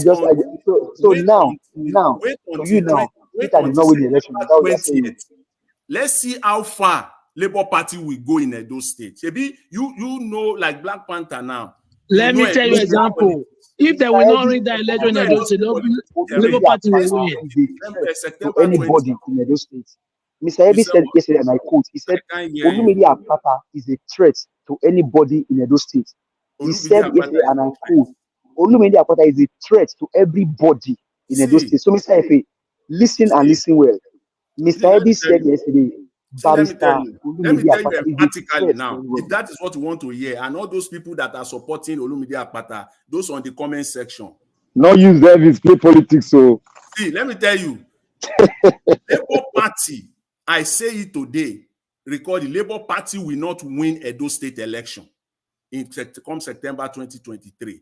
If you Mr. Jonathan, see, Mr. Jonathan, we will stake after the election on the field. We will stake. Don't worry, we will stake now. We will stake. Too much for you. See, Jonathan, if they do free and fair election, Labour Party will win. Free and fair election. Now you know in my language. They say this thing in my language. Okay. All right. Thank you, my people. I have to give you guys that time to vent. It's a normal thing. I don't see it as anything. It's a normal thing. Tomorrow is still going to happen again. That's why we call it panel. Everybody is here fighting for their candidates, so allow them be. And if you can counter and discredit other candidates with your facts, please continue to do that. It's election period. We all have done it before, so do your own parts. The only thing I'm saying that nobody should discredit any candidate with false information. Fight for your candidate, speak more about your candidate. In fact, if you're talking about other candidates, or rather you're giving your submission, my advice though, you don't have to do it. I will advise every one of you to spend, for example, you have 10 minutes, use 8 minutes to praise your candidate and use 2 minutes to destroy their opponent. If not, people might not know more about your own candidates. I appreciate every one of you, my people. Almost 4 hours. My target today was just 2 hours, 30 minutes, maximum 3 hours. But I know I be for here now. Before one person don't bring one story, we go scatter everywhere, scatter the table. Then we're going to stretch that one. No, we're going to go stretch and reach 5 hours. That's what we do here. But it's okay. It's all good. I want to appreciate every one of you that came into the panel today. I want you guys to know that I appreciate every one of you equally. I'm very, very grateful having you all putting your voice out there, how our country can be better in our time. You guys did not leave me to do it by myself. You guys coming out every day, the same credit given to me, we should be sharing it equally. That's just the fact, because you guys do more of the talking anyway. So I want to thank you all, and God bless you now. Continue to put in your part, put in your best to see how we can have a better Nigeria. It's not easy. We all have to continue talking. That is the only power that we have for that anyway. We don't have any other thing, okay. So I appreciate you. Mute yourself, sir, please. Thank you very much. Thank you, everyone. I really do appreciate you all. I want to re-echo your names again. Mr. Jonathan, thank you very much, sir. Please don't take anything personal on this panel at the moment. You know how it is during the time of election.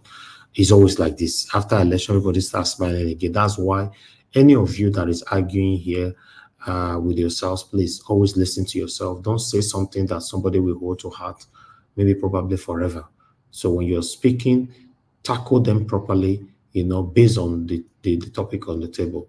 Don't go personal on anybody, please. Because when people go personal on me, tomorrow you not say, oh, I just the verse. make a move on. It's not nice. So let's do that. Then Black Panther, the same thing. Please, also control yourself. You cannot be telling someone on the panel that people are laughing at him on the comment section. That one was very, very rude. It's unacceptable. Please. No, sorry for that. I wanted to make him calm down. Yes. I noticed that you were not serious about it. If you were serious, I would take it personal on you, but you didn't. But it's still better that we correct you in case of next time. Please, Mr. Jonathan's voice on this platform is very powerful. Your voice is powerful. Mother Luke's voice, Abdul Malik, give us a mother, God, Chris, Mr. all of your voices that come here are powerful. I'm the kind of a person that like to be neutral. I just want to be calm and I want everybody to be happy. If not, I would have been coming here to give you some credit, mention name and say, look what this person said about you. So, after the broadcast yesterday or day before yesterday, someone like this called me privately, telling me about you. But if I do that, then I'll divide the house. That's my kind of person. I don't go there. But many of you know what I'm talking about because I've reached out to some of you privately, and all that, but still, I'll just leave that area. I want you all to understand this, that you have your own fans, you have your followers, you have your listeners, you have people that come in here every day because they are looking forward to hearing from you. So when you are giving your submission, please take emotions out of it, take this personal attack out of it, because these same people that believe so much in you are listening to you.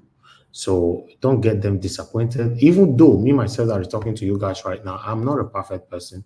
The people that believe so much in me, I'm talking about prominent, eminent, the same people, some of the people that believe in you, they do reach out to me sometimes privately saying that, that your broadcast today, Mr. Elvis, you know you're doing well at all. I wait up and all that.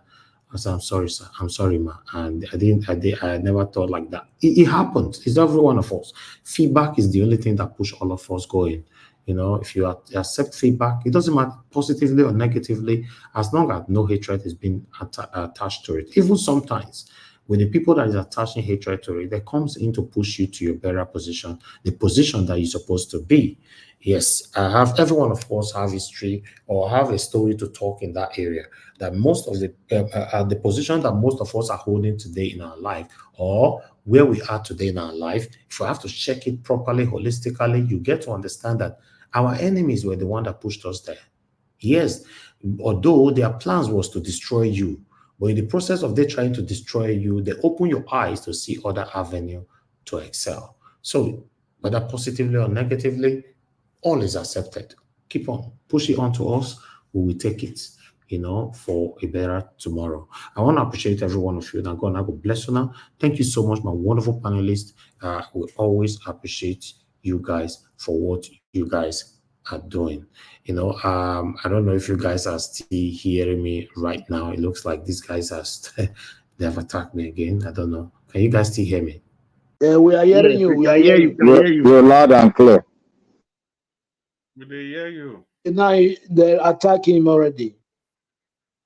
No, we are hearing him. It is him and not hear us. It's not here. The attack is not here anymore. You see, I see no reason why when somebody is like talking about somebody, you don't have evidence. It's like that is false. Don't bring this evidence thing again, Mr. Abdul Malik. Let's just don't bring it up again as far as Nigeria is concerned, because everything you say, please, Hello. Just 1 second where they take push me come out. Fire don't start again from the platform. Hey. Fire brigade dey here. If you won't find Oga Jonathan trouble, just say evidence. No, fire no start. Elvis, fire no start. Say you talk that if you let, we must be talking. Okay, but we've ended the show now. You shouldn't have been bringing that again, sir. Please, the show have ended. We can't bring another argument that we have to kickstart all over again. If you want to bring it, please paint it for tomorrow. Show end, but they ask, can we hear you? And that show say never end. Okay, that's fine. Thank you very much, everyone. Once again, Nago bless you now. What I was saying, they don't cut them short, but I'll leave it right there. This is what these guys are doing. When I'm giving a proper monologue like that, they stopped it. My closing remark, they try everything possible to cut it short because now my own I be the problem with them for his side. They don't want make I talk. They just want make I quiet or true. But we'll continue to talk as long as we all breathe. We continue to talk and stand for what is right. We're not here fighting anybody. We are calling out our government to do the right thing. In case you are not aware, for those of you that are scared, I don't want to talk. I don't want to do this. It's your constitutional right. Speak. Most especially you live abroad, so you can speak. Just speak. Don't lie against them, but speak. Let them know you're not happy. Like the lady that we played earlier on, she lives in Nigeria, in Lagos. She's telling Bola Ahmed Tinubu how she's feeling. That's how it is. Even though she's laying courses and all that, she's angry. She's hungry at the same time. So you don't tell the people you beat how to cry. Thank you, my people. Once again, I'll see you guys again tomorrow. Let me quickly appreciate those of you that supported the channel today. Madam Albi Ashko, thank you very much, ma, for all you do. Mr. Ike, I'm very grateful. God bless you all. Regina, thank you so much. Adela Jankubi, thank you very much, sir. And God bless all of you that are supporting us on this platform financially, joining the panel, calling to the show, and wonderful people on the comment section. Those of you liking, sharing, I just want to say we are grateful. Nobody has succeeded in this world alone. I want everybody to know, you all listening to me today, if you have succeeded in life, do a proper look at your own self. Nobody on earth has succeeded alone. Everybody needs each other to grow. That's why when we are talking to ourselves, please don't say something that is too harsh, that somebody might go sit down tomorrow and be thinking heavily about it, and let us be quick to apologize.